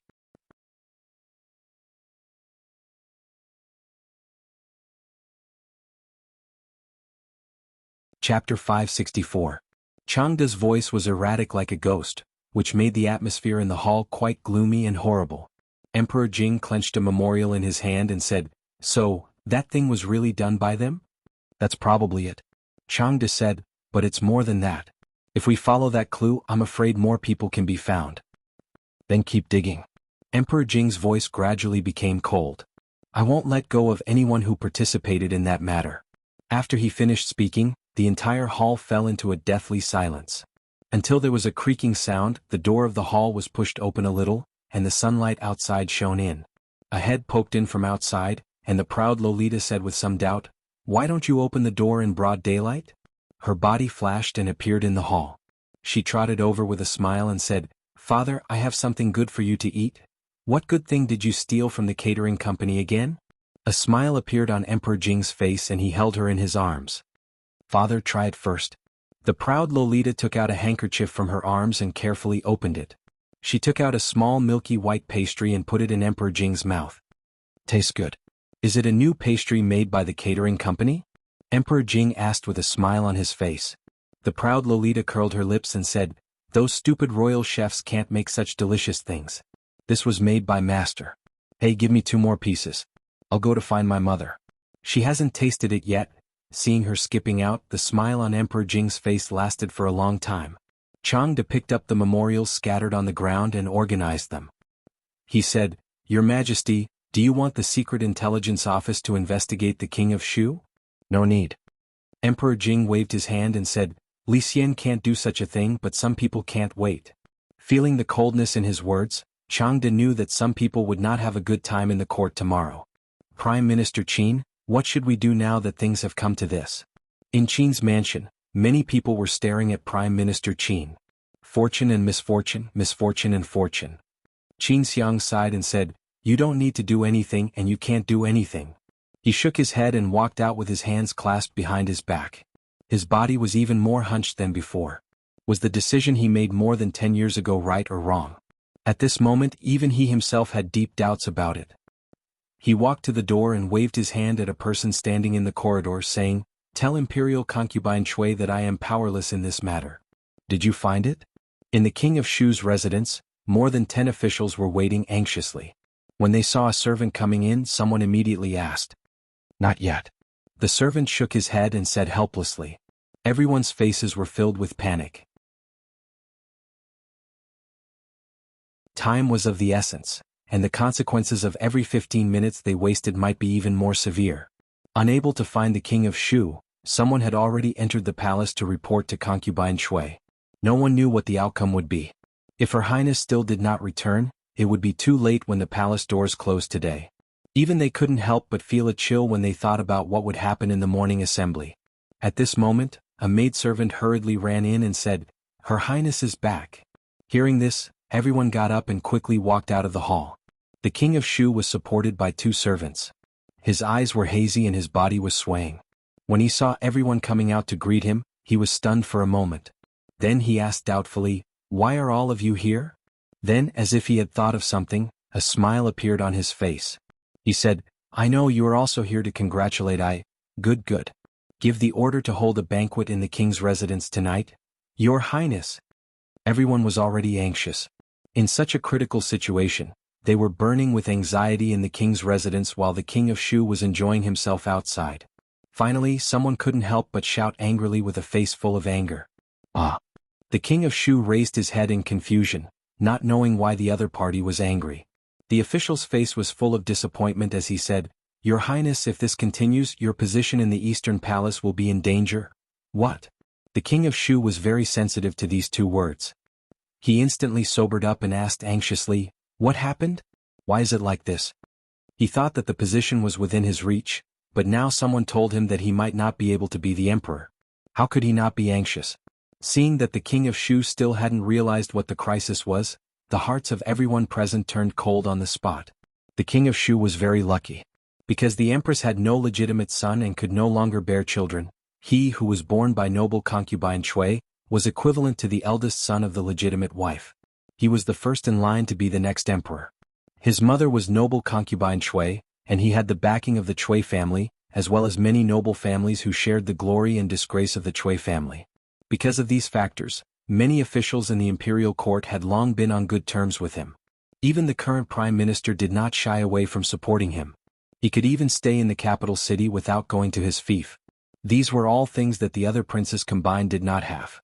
However, he was also unlucky. From the moment he knew what an emperor was, he knew that he would be the emperor in the future. He could be the emperor without doing anything. As a result, he had never thought of making progress and was content with enjoying life. As long as he was a playboy of the royal family, there would be people who would help him. The king of Shu was broad-minded and recruited talents. He was proficient in both literary and military strategies. He was the best candidate to become the crown prince. That was why he was today's idiot.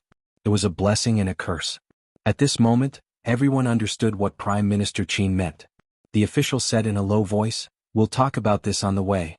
Now, you should immediately go to the palace and ask for forgiveness from His Majesty. There may still be a chance to turn things around. Otherwise, something big will happen." Even though there were still many things he couldn't figure out, there was one thing he knew better than anyone else. If he didn't do as the other party said, he might really lose the throne.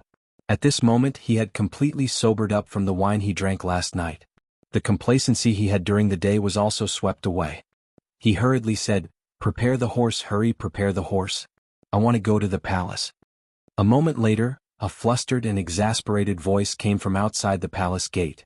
Why don't you let me in?" The leader of the imperial guards in charge of guarding the palace gate looked at the king of Shu and said, "Your Highness, the palace gate is closed now. If you want to enter or leave, you must have His Majesty's token. If you don't have it, please wait a moment, Your Highness. We will send someone to inform you immediately." The king of Shu glared angrily, his eyes bloodshot. "Open your dog eyes and take a good look. I am the king of Shu. How dare you stop me?" "I'm sorry, this is my duty." The leader took a step back. The imperial guards beside him had already surrounded him according to a certain formation. No matter who the other party was, they would not be polite to anyone who trespassed the palace gate. "Send someone to inform him immediately. Tell him that I have an urgent matter to discuss with my father." The king of Shu walked to the side of the palace gate and looked at the night sky. His expression was incomparably ferocious. He gritted his teeth and said word by word, "Who is it that is trying to harm me? Of course it's me." Li looked at Mississippi Lu and said firmly, "Who else can think of such a high-end name? I will call it White Rabbit. Don't even think about Rui Candy and Little Ring Candy."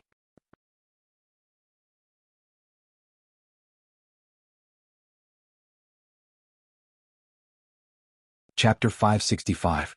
This time he would not compromise even if he was beaten to death. Big White Rabbit was Big White Rabbit. No matter where she went, she would be Big White Rabbit. Mississippi Lu did not bother to argue with him and asked, "Are you going to the palace tomorrow?" He could not miss such a big show. Li nodded and said, "Yes, I should go to the palace tomorrow morning. Then help me return these secret books to Emingsu."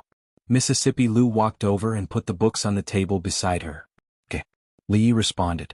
When she was about to walk out, he suddenly asked, "Why did you think of letting someone learn the fox's voice? If someone found out, it would be self-defeating." According to his original plan, he would only let the fox hold a piece of yellow cloth in its mouth. Mississippi Lu's move was even more ruthless. She was a good seedling for rebellion. Mississippi Lu glanced at him and said, "Who said that talking must be done with the mouth?" After a moment, Li shook his head. He had actually forgotten about ventriloquism. For some people they could speak without using their mouth. Not to mention those people in the martial arts world, there was no lack of such talents in the brothel. The servant girl was still disappointed at the side.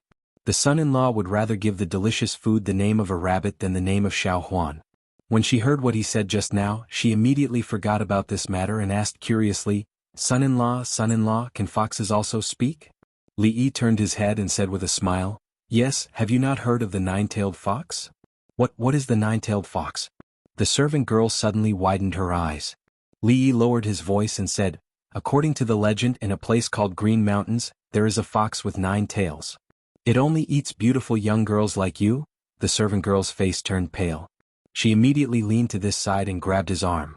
She raised her head again and asked in a low voice, "Then what happened?" After an hour, Li gently pushed away the little servant girl who was curled up in his arms. He could not continue telling this story. If he continued, it would become torture. He did not know if it was because she had eaten well in the past year, but the little servant girl who used to have a flat figure had not only become more beautiful, but her figure had also changed greatly. Hugging her like this for a long time, he really could not hold himself back anymore. The servant girl was a little scared after the son-in-law told the story of the fox spirit. She planned to sleep with second miss at night. When she walked into her room with the quilt in the palace, a woman in palace dress also walked into a palace. Her face was extremely gloomy. All the eunuchs and palace maids in the palace held their breath and did not dare to breathe. Presumably, since the imperial consort did not see His Majesty this time, they had to be even more careful. At this time, even the slightest mistake would lead to severe punishment. The eunuch showed a helpless expression and said, "Your Highness, Prime Minister Qin said that he was powerless in this matter." Powerless? The eunuch showed a helpless expression and said, "Your Highness, Prime Minister Qin said that he was powerless in this matter." Powerless? The voice of the woman in palace dress suddenly became shrill. "What do you mean powerless? Why didn't he think about the reason why the Qin family could be like this today? This time my son is in trouble. Does he want to stand by and do nothing? Don't forget, if something happens to my son, they will not have a good ending." Hearing these words, the eunuchs and palace maids in the hall lowered their heads even more. "Father, it's cold outside. Go back inside." In the Qin manor, Prime Minister Qin was sitting alone in the courtyard. Someone came from behind and put a piece of clothing on his shoulder. "It's okay. My old bones can still hold on for a few more days." Prime Minister Qin waved his hand and said, "How is his body?" The middle-aged man knew who he was talking about. He shook his head and said, "Old injuries have not healed and new ones have come. The imperial doctor said that he needs to rest well. If there is another accident, I'm afraid that it will hurt his foundation."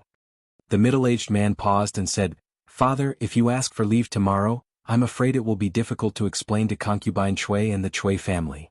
Over the years, the Qin family had been able to maintain a stable position in the imperial court. Most of it was due to concubine Cui and the Cui family's efforts in the imperial court. Otherwise, the once illustrious Qin family would probably only have one prime minister. Once his father retired, the decline of the Qin family would become inevitable. It was not wise to offend concubine Cui, the Cui family, and the king of Shu who was likely to succeed the throne. It would also make the Qin family's many years of hard work go to waste. No matter how prominent a family is, after a few decades or 100 years, it will almost exhaust its luck.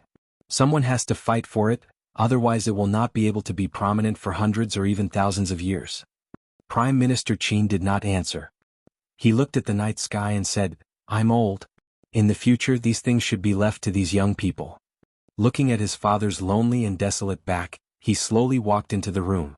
The middle-aged man seemed to realize something, and his body trembled slightly. Today's morning court was destined to be unusual. The white fox spoke, the stone tablet revealed words, and the sensitive song could even be sung by 5-year-old children in the capital. In the past 2 days, several matters had almost turned the capital upside down. The king of Shu had become a legend among the people.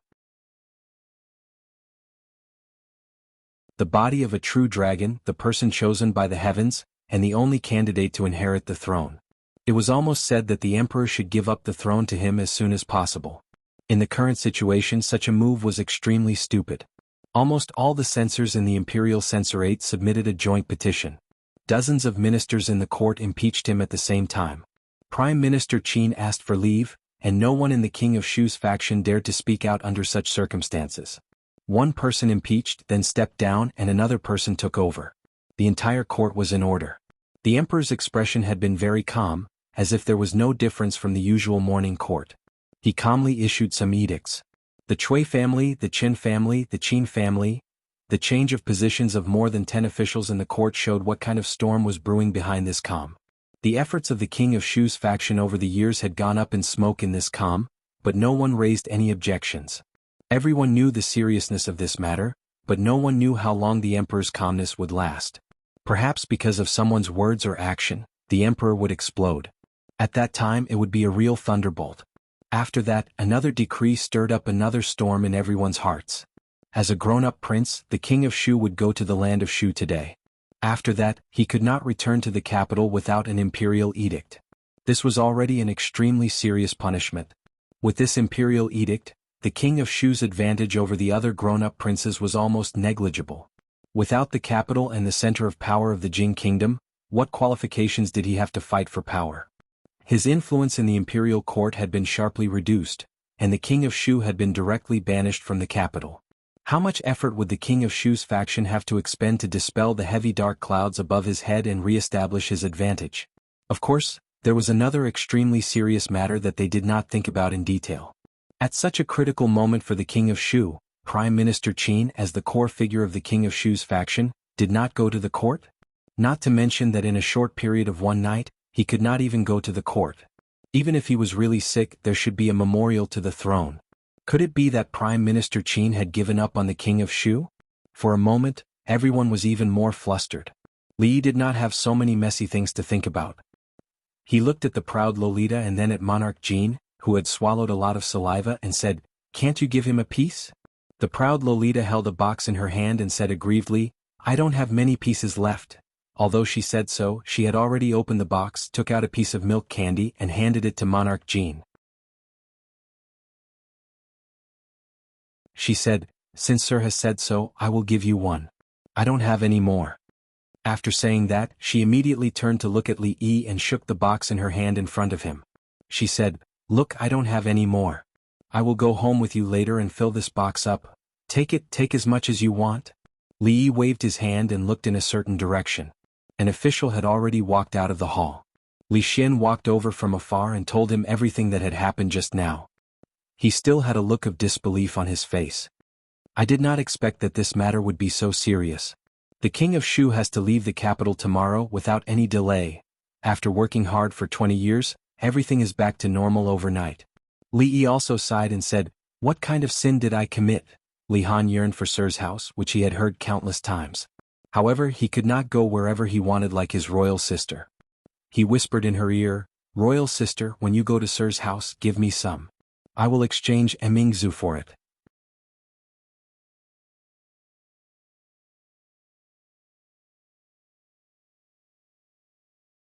Chapter 566. The emperor was sick, but he expelled the most qualified prince from the capital. No matter how one looked at it, it was an absurd thing to do. Not to mention how much turmoil it would cause in the imperial court, it might even cause some panic among the people. However, the King of Shu's actions had indeed violated a great taboo. The officials were not surprised by the emperor's decision. No matter what, the throne still belonged to the emperor. Although it might belong to the King of Shu in the future, the emperor did not give it to the King of Shu, and the King of Shu could not take it. Using actions that were no less than a rebellion to build support for himself, ultimately leading to this result. This time he was not wronged at all. Leaving just like that? Li Yi sighed, his tone somewhat sorrowful. This was not the usual small squabble. The King of Shu was rebelling. Dragging him out to be beheaded was not an extravagant hope. No matter what, he had to be stripped of his title, demoted to a commoner, and exiled for 3,000 miles, never to return to the capital. The old emperor was still too benevolent. He lacked the boldness of an eternal emperor. This was not the first time he felt this way. Just as he was about to return home after watching the show, he saw a figure limping towards him from afar. Li Han was stunned for a moment, then immediately said, "Greetings, imperial brother."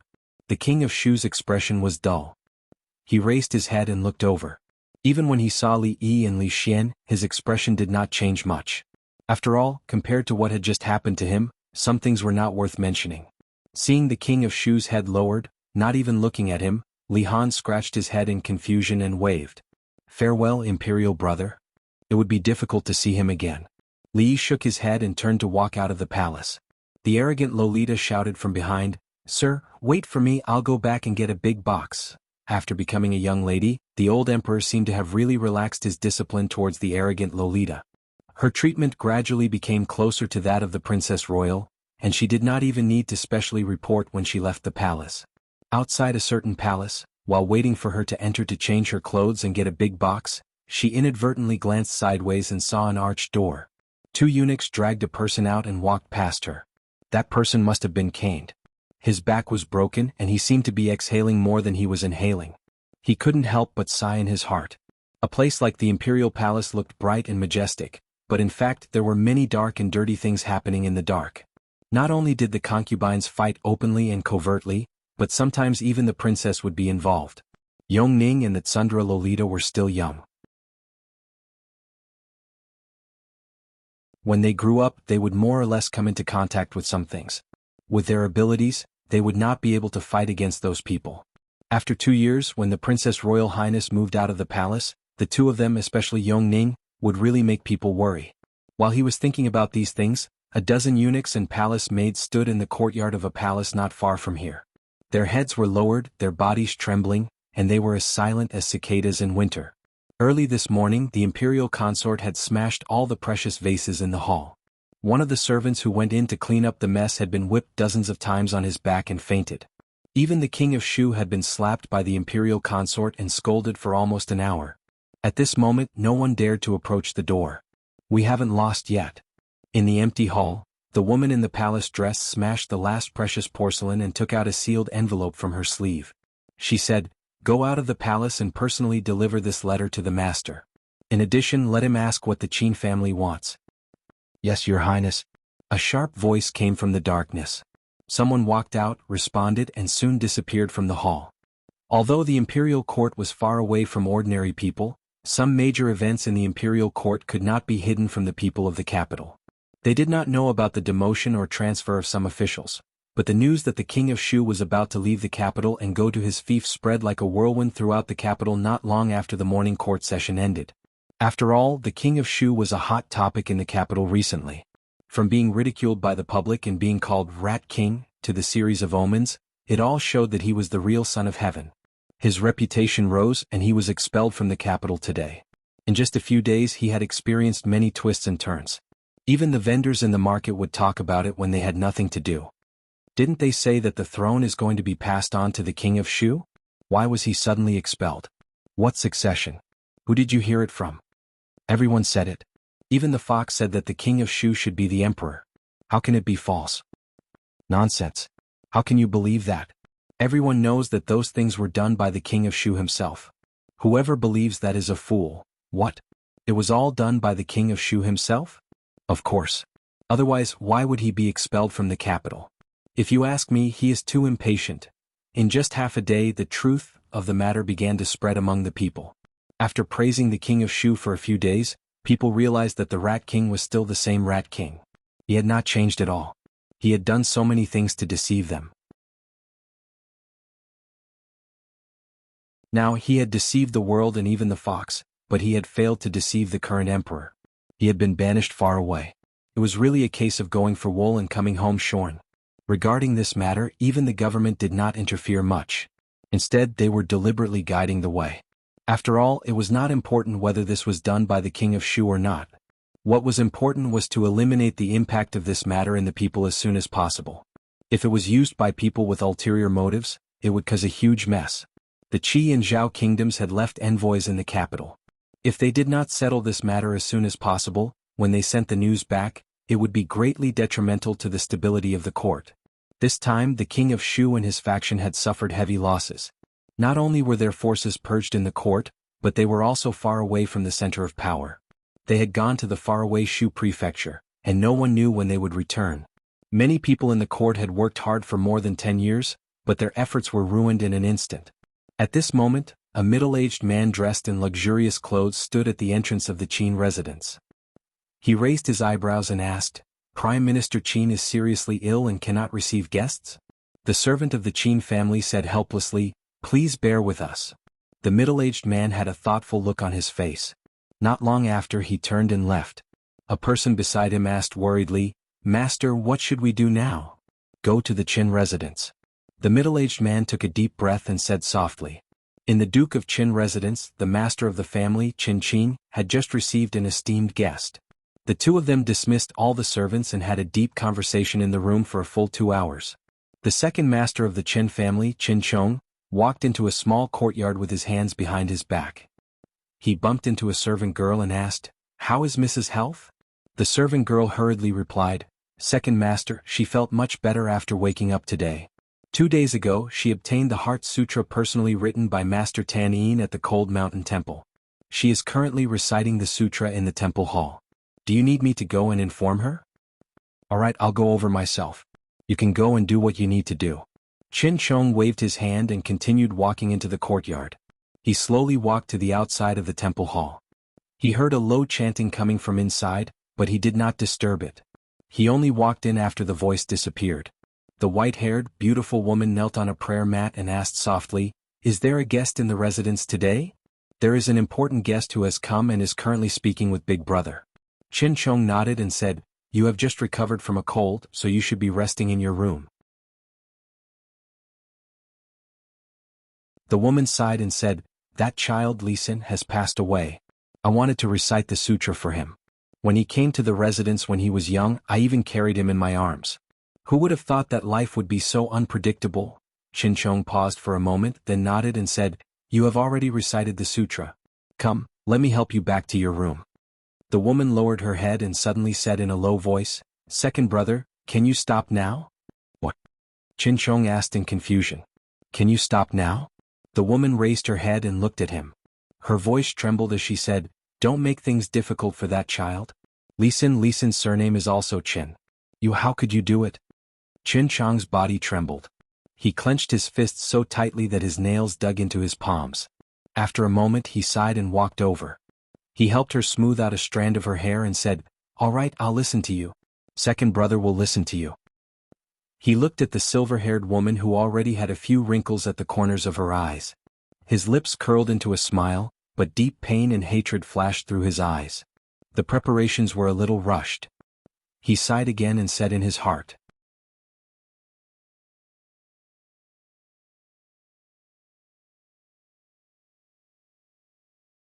Chapter 567. The stonemason has been sent to Qingyan Prefecture. The beast tamer and the ventriloquist have also been sent to other places. They won't appear in the capital for 5 years. Li Yi was researching more types of candies in preparation for the upcoming opening of the candy shop.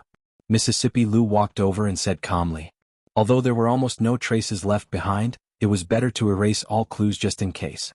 The 3 people would live a good life in Qingyan Prefecture. After 3 to 5 years, when the rumor died down, they would return to the capital and take over the position of a shop manager. The king of Shu will leave the capital today," Mississippi Lu suddenly said. Li looked up at her and said, "Don't do anything rash. We can't do this for now." Although the king of Shu was a bastard who could even force his father to abdicate, a bastard prince was still a prince. If something happened to him on the way out of the capital, it would be a serious matter. Mississippi Lu glanced at him and turned to leave. "The hero conference is about to start, right?" Li asked again. "In 5 days." Mississippi Lu waved her hand and didn't look back. This was going to be interesting. It was different from what he saw on TV. It was a real hero conference with martial arts masters gathering. He was looking forward to it. "I'll send you 1,000 miles away. You're silent and black and white." Li Yi hummed a tune and continued to work with his head down. He still needed to think about how to choose the high-end and low-end candy shops and what the prices were. At dusk, the main street of the capital was filled with pedestrians. Today was the day that the king of Shu would leave the capital. A procession of hundreds of people passed through the street. It was a grand scene. Accompanying officials, guards, and all kinds of resources, the procession left the city gate in a grandiose manner. Most of the people in the capital were just there to watch the show, but some people thought of something deeper. With the departure of the king of Shu, there would be no more adult princes in the capital. Those princes who had already gone to their respective fiefs and felt that there was no hope would be active again. They would try their best to fight for that glimmer of hope. But did His Majesty have any other intentions? Although many of the adult princes were useless, Prince Jin, who was 10 years old, was a clear stream among all the princes. Although he was young, his ability was outstanding. He did not disappoint the courtiers and the people. If His Majesty's body could hold on for a few more years, maybe the emperor's heart was unpredictable. Besides, the situation in the court was complicated. This was only a guess. After all, Prince Jin was still young and no one in the court thought that he would inherit the throne. He was alone and was unlikely to be a match for the king of Shu. At this time, outside the capital in a luxurious carriage, an old man sitting in the front took out an item from his bosom, lifted the curtain, and handed it to the king of Shu. He said, "Just in case, the imperial consort and the Cui family have been operating in Shuzhou for more than 10 years. Your Highness, if you let them read this letter, the officials and nobles of Shuzhou will make things convenient for you." Princey. The king king king king I king, I and I he, I. If you can't do this well, you don't have to come back. As soon as he finished speaking, 2 riders separated from the crowd and soon disappeared. In a small courtyard in Willow Lane in the capital. "I heard that the king of Shu will leave the capital today." Xiaozue and Xiaozhu were swinging in the corner. Wan Ruoqing was drying the osmanthus powder at the stone table in the courtyard and said to Zheng Zumo. They saw it when they passed by the alley just now. Zheng Zumo was focused on peeling melon seeds and said casually, Last time they were framed and almost imprisoned. After coming to the capital, all kinds of rumors pointed to the king of Shu. How could they not know that he was leaving the capital today? Since they knew that they were likely to be targeted by a prince, they were still very nervous. Only now did they let out a long sigh of relief. Wan Ruoqing and Zheng Zimo were talking about something. Xiaotsue swung for a while and came over to help her move the osmanthus powder to a place where the sun was shining. She wondered why Sister Ruoqing had picked so many osmanthus flowers this year. The osmanthus cake would probably last until this time next year. It was already late autumn, and the atmosphere between heaven and earth was more desolate. The small courtyard was very clean, but the alley outside the courtyard was already covered with a layer of fallen leaves. Not long after it was cleaned, it would be covered again. It was hard to imagine that there would be a tea house in such a secluded alley. Although the place was remote, business was brisk every day. Many people in the capital knew that the owner of the tea house in Willow Lane was an expert in stir-frying tea. Although the price was a little high, it could attract people who truly loved tea. At the entrance of the tea house, there would always be a lazy waiter sitting there. No matter how busy the business was, he would not go in to help. Most of the time he was dozing off. He would only open his eyes when someone approached the small courtyard on the opposite side. "Hey, those two beggars, if you want to beg, go elsewhere." At a certain moment, the tea house waiter stood up and walked over to the two beggars who had been lingering there for a long time. He waved his hand and spoke impatiently. "Why?" One of the beggars said unhappily and was immediately pulled away by his companion. In terms of size, the tea house waiter's arms were thicker than their thighs. If they really provoked him, a fierce beating was inevitable. Seeing that the two beggars had tactfully left, the waiter returned to his original position and continued to nap. At this time, in a corner outside the alley, two beggars were talking in low voices. "That should be where the Empress lives." The great emissary said that is the incarnation of the Empress. "We must not disturb her. We also have to tell everyone that if we encounter her in the future, we must not offend her. Let's go back and report to the great emissary first." We found the Empress. The night deepened, but the moonlight was quite bright. The entire capital was enveloped in a layer of brightness. At a certain moment, over 10 figures suddenly appeared in the alley. With the help of the moonlight, it could be seen that everyone was dressed in black and their faces were covered with black cloths. The person in the lead was leaning against the wall of a certain courtyard. He looked inside coldly, raised a hand and gently waved it down. "His Highness has ordered that no one be left alive. Kill." As soon as he finished speaking, he leaped high up into the air and climbed onto the courtyard wall. The people behind him murmured and quickly approached the corner of the wall. Whoosh! A voice suddenly rang out in everyone's ears. Then there was a sharp whistle in the darkness, followed by the dull sound of a heavy object falling to the ground. The person who had just spoken fell from the courtyard wall. An arrow entered the back of his neck and pierced through his throat. He clutched his neck and after struggling a few times, there was no more movement. An arrow to the throat. Who? After the shock passed, the remaining people immediately became vigilant. With their backs to the courtyard wall, they looked in the direction of the voice. A person holding a bow and arrow jumped down from a nearby tree. The doors of a few houses in the alley opened at the same time. Multiple figures quickly flashed out from inside. "Who are you?" the few people asked coldly as they faced the person holding the bow and arrow from afar. "Kill?" The other party did not answer. After a moment of dead silence, someone spoke coldly. Then there was the dazzling light of weapons being unsheathed. "All of you step back. I'll do it." A person on the other side laughed loudly. He did not fear the dozen people at all. He took out a long knife from his back and charged forward. "Stop trying to be a hero. These people's target are the two ladies. Kill them as soon as possible. Remember to leave them alive." The people behind him really didn't help. Instead they spread out and each person guarded a direction. There were 2 elites from the heaven rank and the others were all at the top of the earth rank. There was also a famous master archer in the Jianghu holding the line. If they could not even deal with these small fries, how could they have the face to stay on the hero ranking?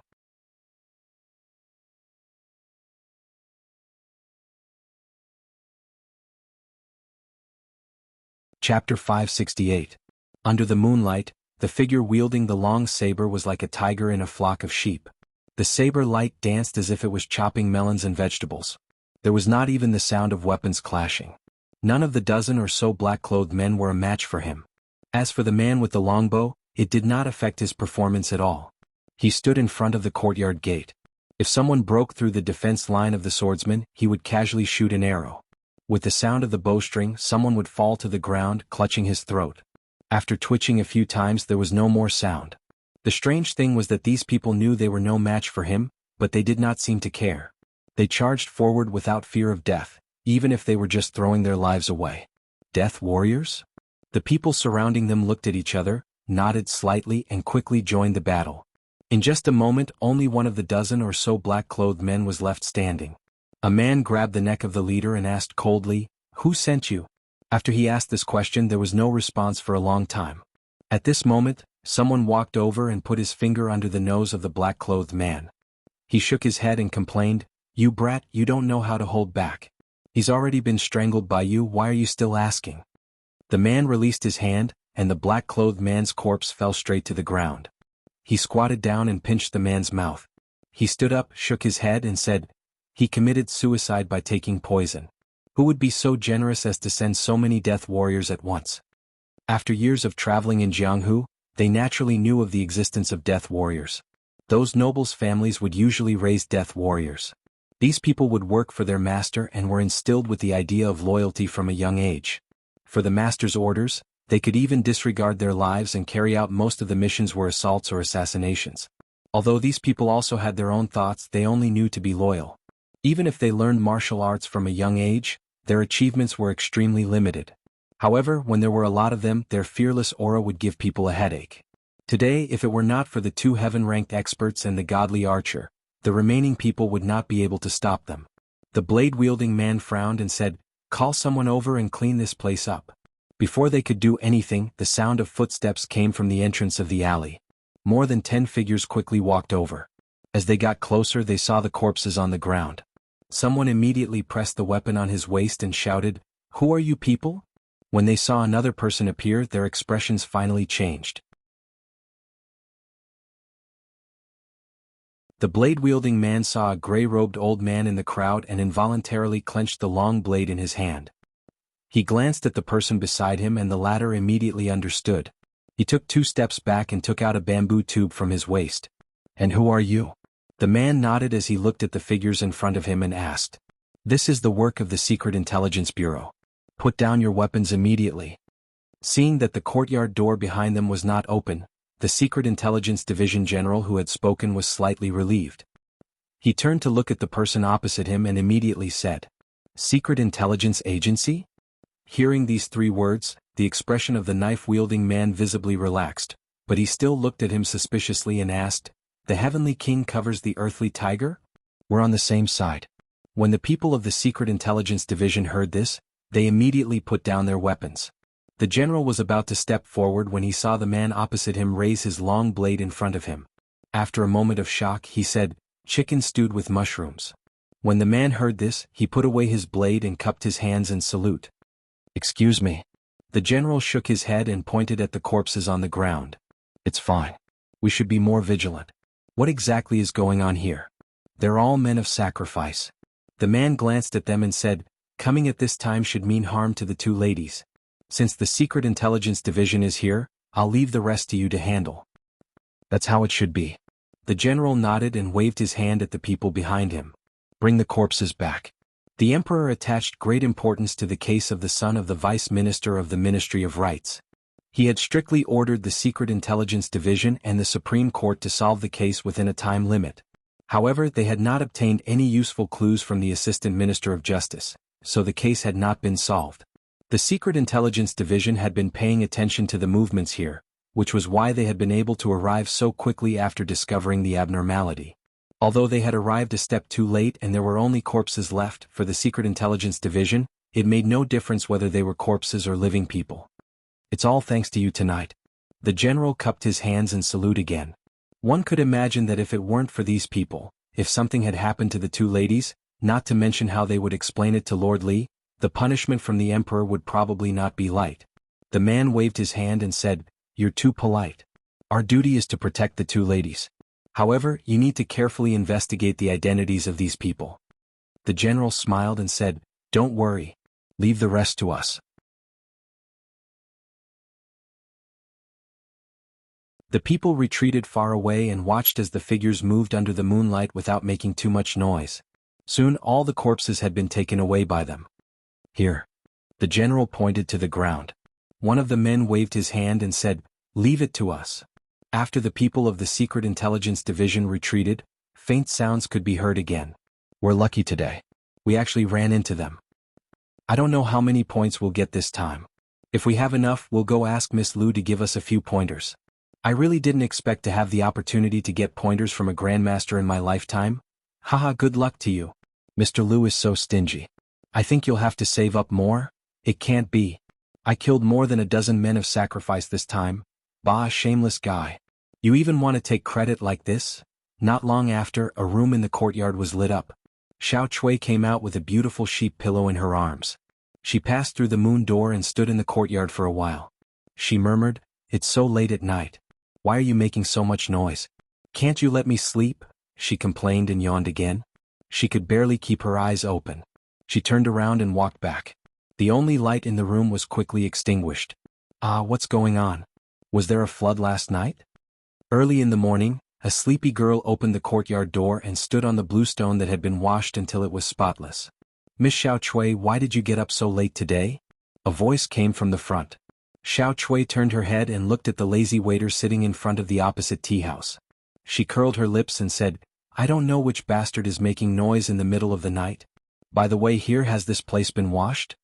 The waiter nodded, rubbed his shoulders and said, "Yes, the shopkeeper said that it's not clean outside, and it will affect the customer's mood to drink tea. He asked us to wake up before dawn and rinse the entire alley with water. It's really tiring." Xiao Chui did not continue to talk. After thanking him, she turned around and walked into the courtyard. She did not believe the waiter's words. He was the laziest person in the entire alley. He only knew how to sleep all day. How could he suddenly become so diligent? However, after the ground was washed, it looked much more pleasing to the eye. In the Hall of Diligent Government, Emperor Jing was holding a report just presented by the Intelligence Division. He sighed and said, "Is it really Li Xian? I haven't disciplined him all these years. Is it right or wrong?" Murmuring, he crumpled the paper into a ball and threw it aside. He said, "Pass down the order. Tell the Supreme Judiciary and the Intelligence Division to stop investigating this case." "Yes, Your Majesty." Changde bowed and said. The King of Shu's faction had suffered a heavy blow this time.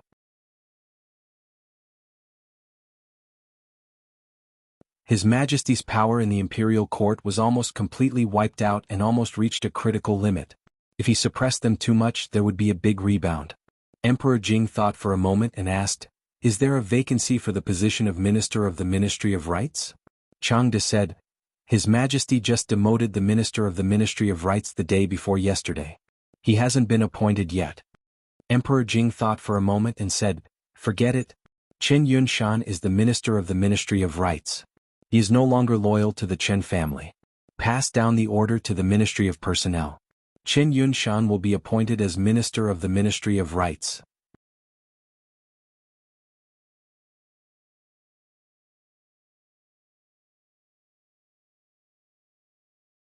Chapter 569. The promotion of the Minister Counselor of the Ministry of Rights, Chen Yunshan, was expected by most people. Although the Supreme Court and the Intelligence Bureau had not come to a conclusion on the death of Chen Yunshan's son, it was clear that the King of Shu was the culprit. As soon as the King of Shu left the capital, a dozen suicide soldiers attacked Willow Alley at night. The Intelligence Bureau's actions were seen by Marquis Wu, who was patrolling the streets.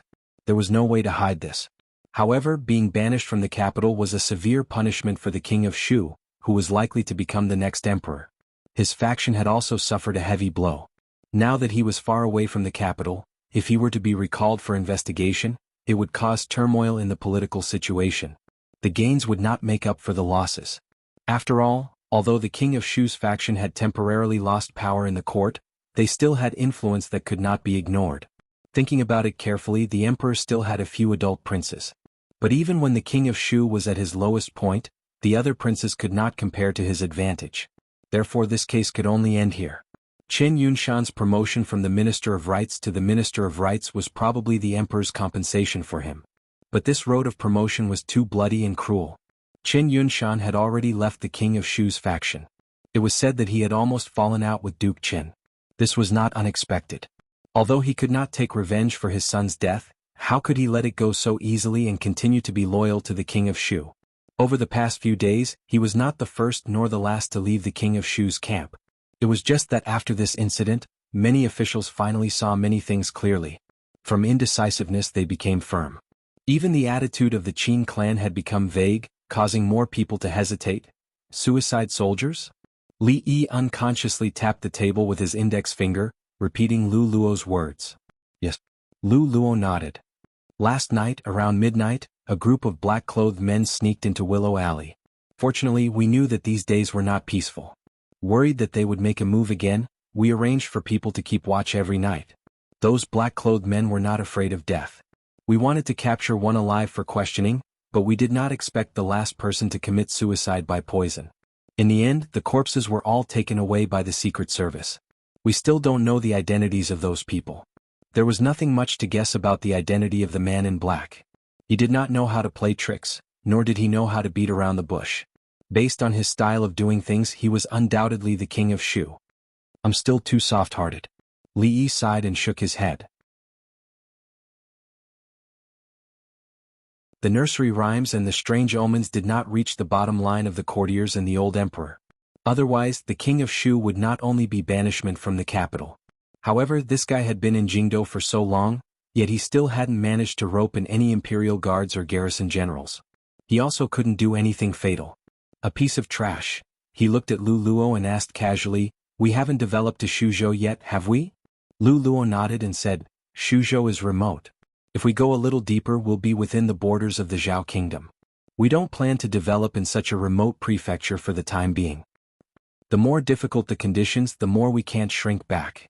We have to carry forward the spirit of not being afraid of hardship." Li Yi poured more tea for him and said, "Although Shuzhou is remote, we can't give it up. If anyone is willing to go to Shuzhou to develop, their salary will be tripled, and they will be allowed a month of paid leave every year. They will also be allowed to go home to visit family once." He counted the days and continued, "In 2 years, if they are willing to come back, they will immediately be promoted to the manager of the branch in Jianghu." This kind of treatment was hard to refuse for a wandering actor who called the four corners of the world his home. He would only be away for 2 or 3 years. Although Shuzhou was a little remote, the salary was not low. 3 times the salary, a month of leave, and they were allowed to go home to visit family. In this way he would be gone for at least 3 months. Once the news got out, there would be a lot of applicants. Moreover, in 2 or 3 years he would be promoted to the manager of the branch in Jianghu. He would not have to worry for the rest of his life.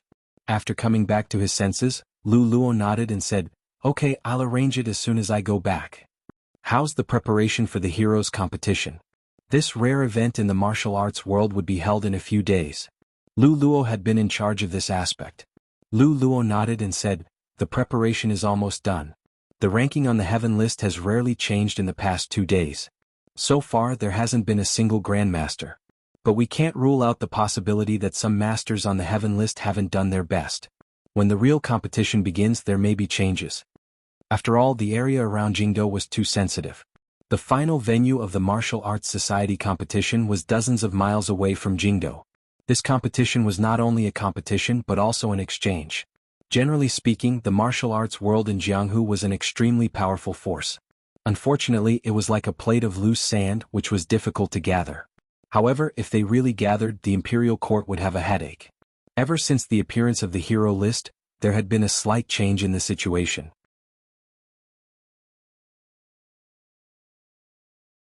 Although people who practiced martial arts were proud and arrogant, they also respected the strong. Once they were ranked at the top of the heaven list, once their fame spread out, a large number of followers would immediately emerge. Experts who were indifferent would not care about this, but there were also people who took the opportunity to establish their own forces. The number of factions in the martial arts world suddenly increased. Among them, the Lu Alliance was the most powerful one. After all, the top 2 masters on the heaven list were in the Lu Alliance. One of them was even a legendary grandmaster. The chance to receive guidance from a grandmaster was something that many martial arts practitioners dreamed of. Martial arts practitioners from all walks of life swarmed in from all directions. Even though the Lu Alliance's rules for accepting members were very strict, its expansion speed was extremely shocking. Ever since the appearance of the hero list until the heroes competition, the entire martial arts world was slowly stirred up. Although obtaining the position of the chief of the martial arts world might not be able to command the martial arts world, that title was the highest honor for martial arts practitioners. The chief of the martial arts world, the #1 master in the world, was enough to boast for a lifetime. Of course, no matter how much Li Yi fantasized about it, it was useless. However, Mississippi Lu's Tai Chi was taught by him step by step. A teacher for a day, a teacher for a lifetime. In the future, when he wrote a biography for her, he had to make it clear. The master of the chief of the martial arts world was a truly powerful existence. It would not be enough to boast for 2 lifetimes. The situation in the imperial court changed. Some people left, some people rose. For the people in the capital, this was just a topic of discussion. It didn't take long before something new appeared in 3 to 5 days, causing them to forget about the past. 2 days ago they were still discussing how foxes talked and who should be the emperor. But these days the topic of discussion had changed to a few new shows in the brothel. There was a pretty girl who sang and everyone liked her very much. Everything seemed to have returned to normal. In this tranquility, in a restaurant in the capital, a burly man with a saber on his back raised his head and drank a few mouthfuls of strong wine. He laughed. The capital is indeed the capital. Even the wine is different. Then he threw down a piece of silver, picked up the wine jar and strode away. Outside the capital, a young man with a sword in his hand stopped a passerby. After asking a few questions, he smiled and thanked the passerby. He looked in a certain direction and quickly disappeared. "Greetings, Your Highness." At the same time, a middle-aged Taoist nun wearing a loose Taoist robe walked out of the courtyard.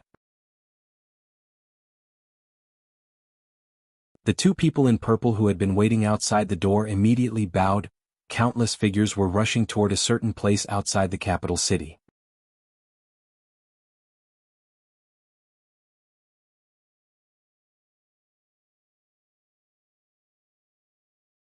Chapter 570.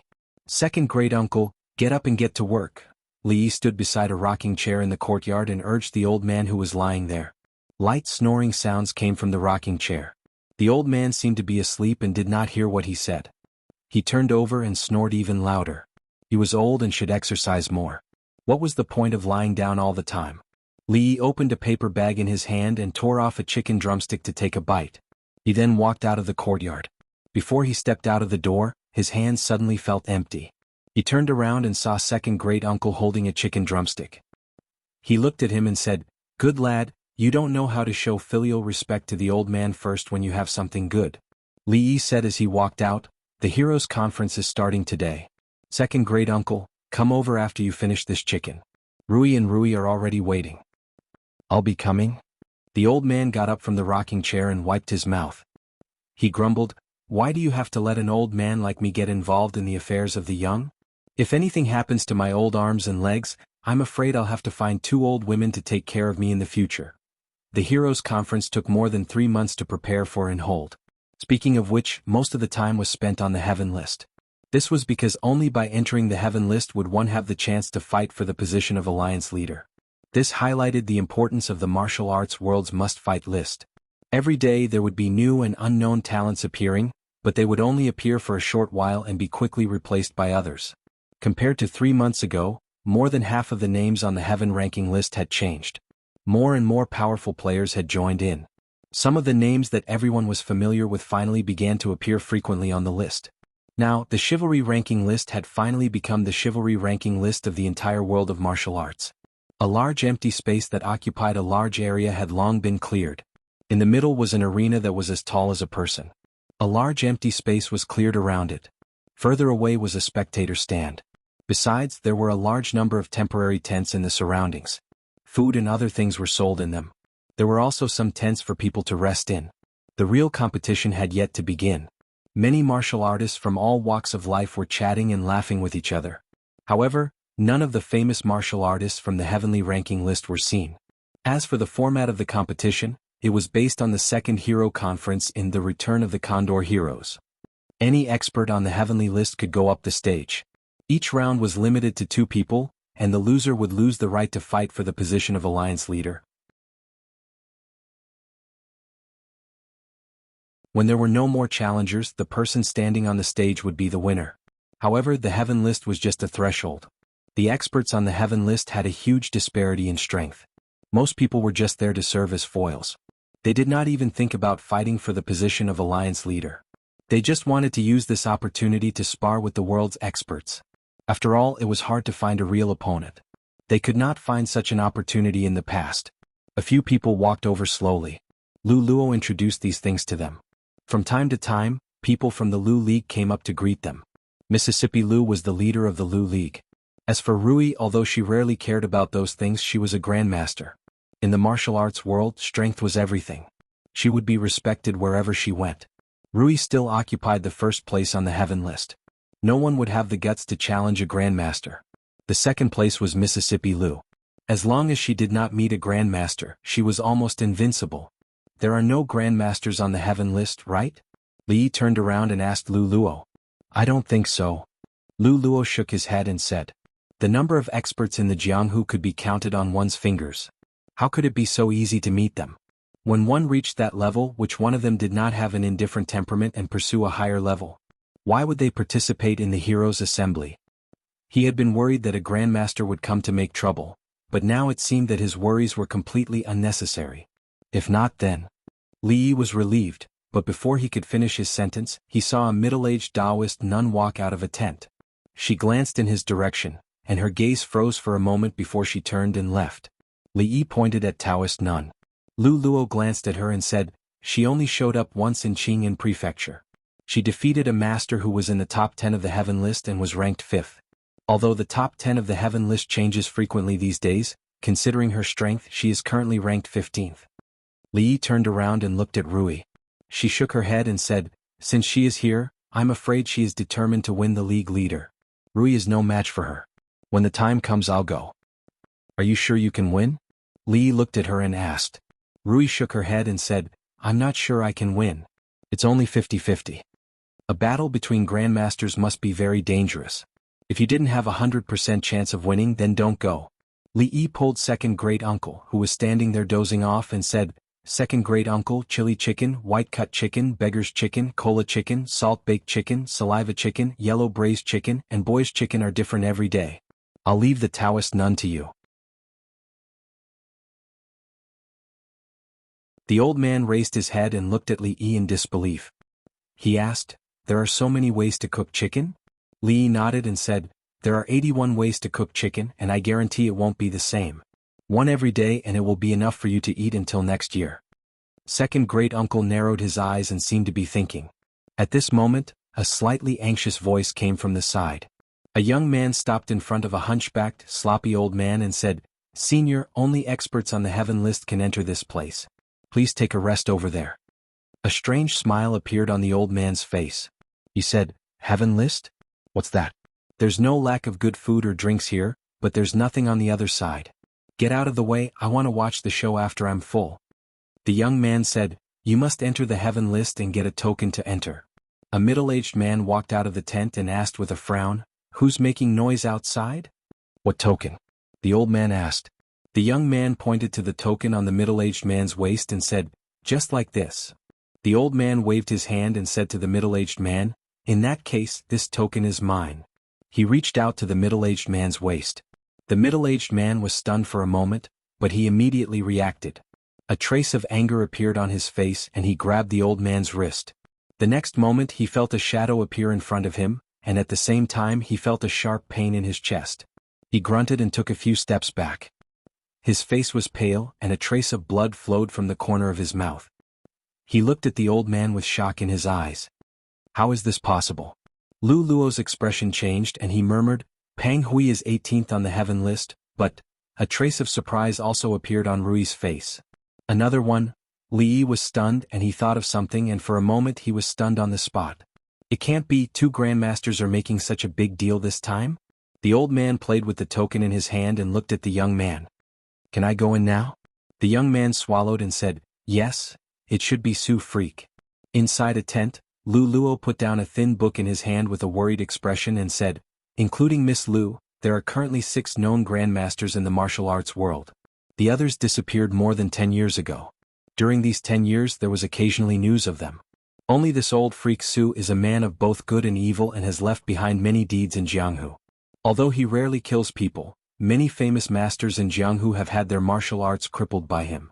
When people in Jianghu run into him, they generally avoid him. He sighed and said in a worried tone, Taoist Nun is already a grandmaster. If Su Freak disturbs the situation, we will no longer be able to control the situation. I wonder if second great uncle can deal with 2 grandmasters alone? Li thought to himself. Just in case, he should ask the old man first. When he turned around, he was suddenly stunned. Second great uncle.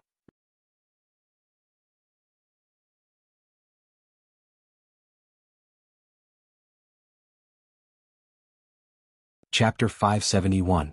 The inside of the tent was very clean. There was a table in the center with fresh fruits and vegetables. The sloppy old man casually picked a piece and put it in his mouth. He opened the lid of a pot of wine beside him and took a big gulp. He clicked his tongue and said, "Good wine. It's really good wine." After tasting a few more pastries, he lay comfortably on the chair and revealed a strange smile on his old face. Martial Arts Alliance Master? That's interesting. He reached out to pick up a fragrant chicken on the table. He saw an old man on the other side of the table raising a drumstick and biting it.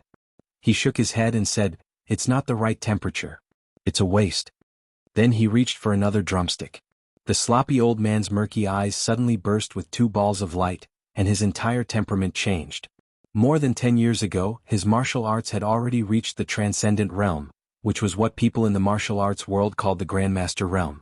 However, he had allowed someone to get close to him without him knowing. Even if the other party was also a Grandmaster, it was impossible for him to do this. The scene before him was extremely strange. He looked at the old man with half-closed eyes and asked warily, "Who are you?" The old man put down the drumstick in his hand and looked up at him. He yawned and asked, "What's your name again?" "Su Xiaoguai?" "Xiaoguai?" Due to the sloppy old man's strange behavior, people in the martial arts world called him Su Xiaoguai. In fact, it was also a form of respect. When had he ever been humiliated like this? "Old thing, you're courting death." Before he finished speaking, an afterimage appeared in the void in front of him. In the blink of an eye, it appeared at the throat of the unfamiliar old man. The next moment, the sloppy old man's ferocious expression froze when he saw the hand that was as dry as tree bark on his wrist. "Old thing?" The old man opposite him wiped his hands and opened his half-closed eyes. He looked at the sloppy old man and asked. Rui tugged at Li Yi's sleeve and said, "You don't have to look for him, husband. Second granduncle might have found a place to sleep. He'll come out when the martial arts competition officially starts." "Why do you think second granduncle sleeps so much?" Li was very curious about this. Rui smiled and said, "Second granduncle's kung fu is like that. You don't have to be surprised." Li was surprised. Could it be the sleeping fist? "What is the sleeping fist?" Rui looked at him and asked. "That's not important." Li shook his head and asked, "What kind of kung fu needs to sleep for such a long time?" "I heard from Fong that second granduncle has slept like this for half of his life." "It's called the turtle breathing technique," Rui explained. "Second granduncle looks like he's sleeping, but he's actually practicing martial arts all the time."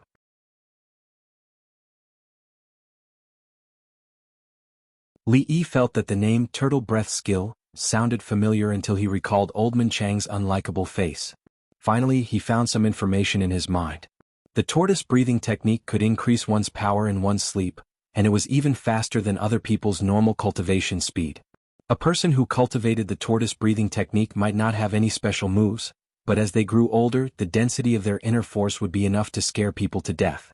More importantly, if one practiced this kung fu, he could really live like a tortoise and easily surpass the threshold of 100 years. Li Yi could understand this point. When a person slept, the body's metabolism would drop to an extremely low level. It should be the same principle in science fiction movies. If that was the case, it was very likely that he would not be able to outlive second granduncle. This was a little too hurtful. Li Yi shook his head. He had to get his hands on that turtle breath skill. When he got back, he would find out all the ways to cook chicken. He would eat 3 different meals a day until second granduncle vomited. He had to learn the turtle breath skill. In a certain tent, the sloppy old man stood upright with his head lowered, his voice trembling. "Senior, this junior was blind. Please forgive me." In a certain tent, the sloppy old man stood there with his head lowered, his voice trembling. The old man sitting at the table picked up the chicken drumstick and said, "Did you see the Taoist nun outside just now?" "Yes, I saw her."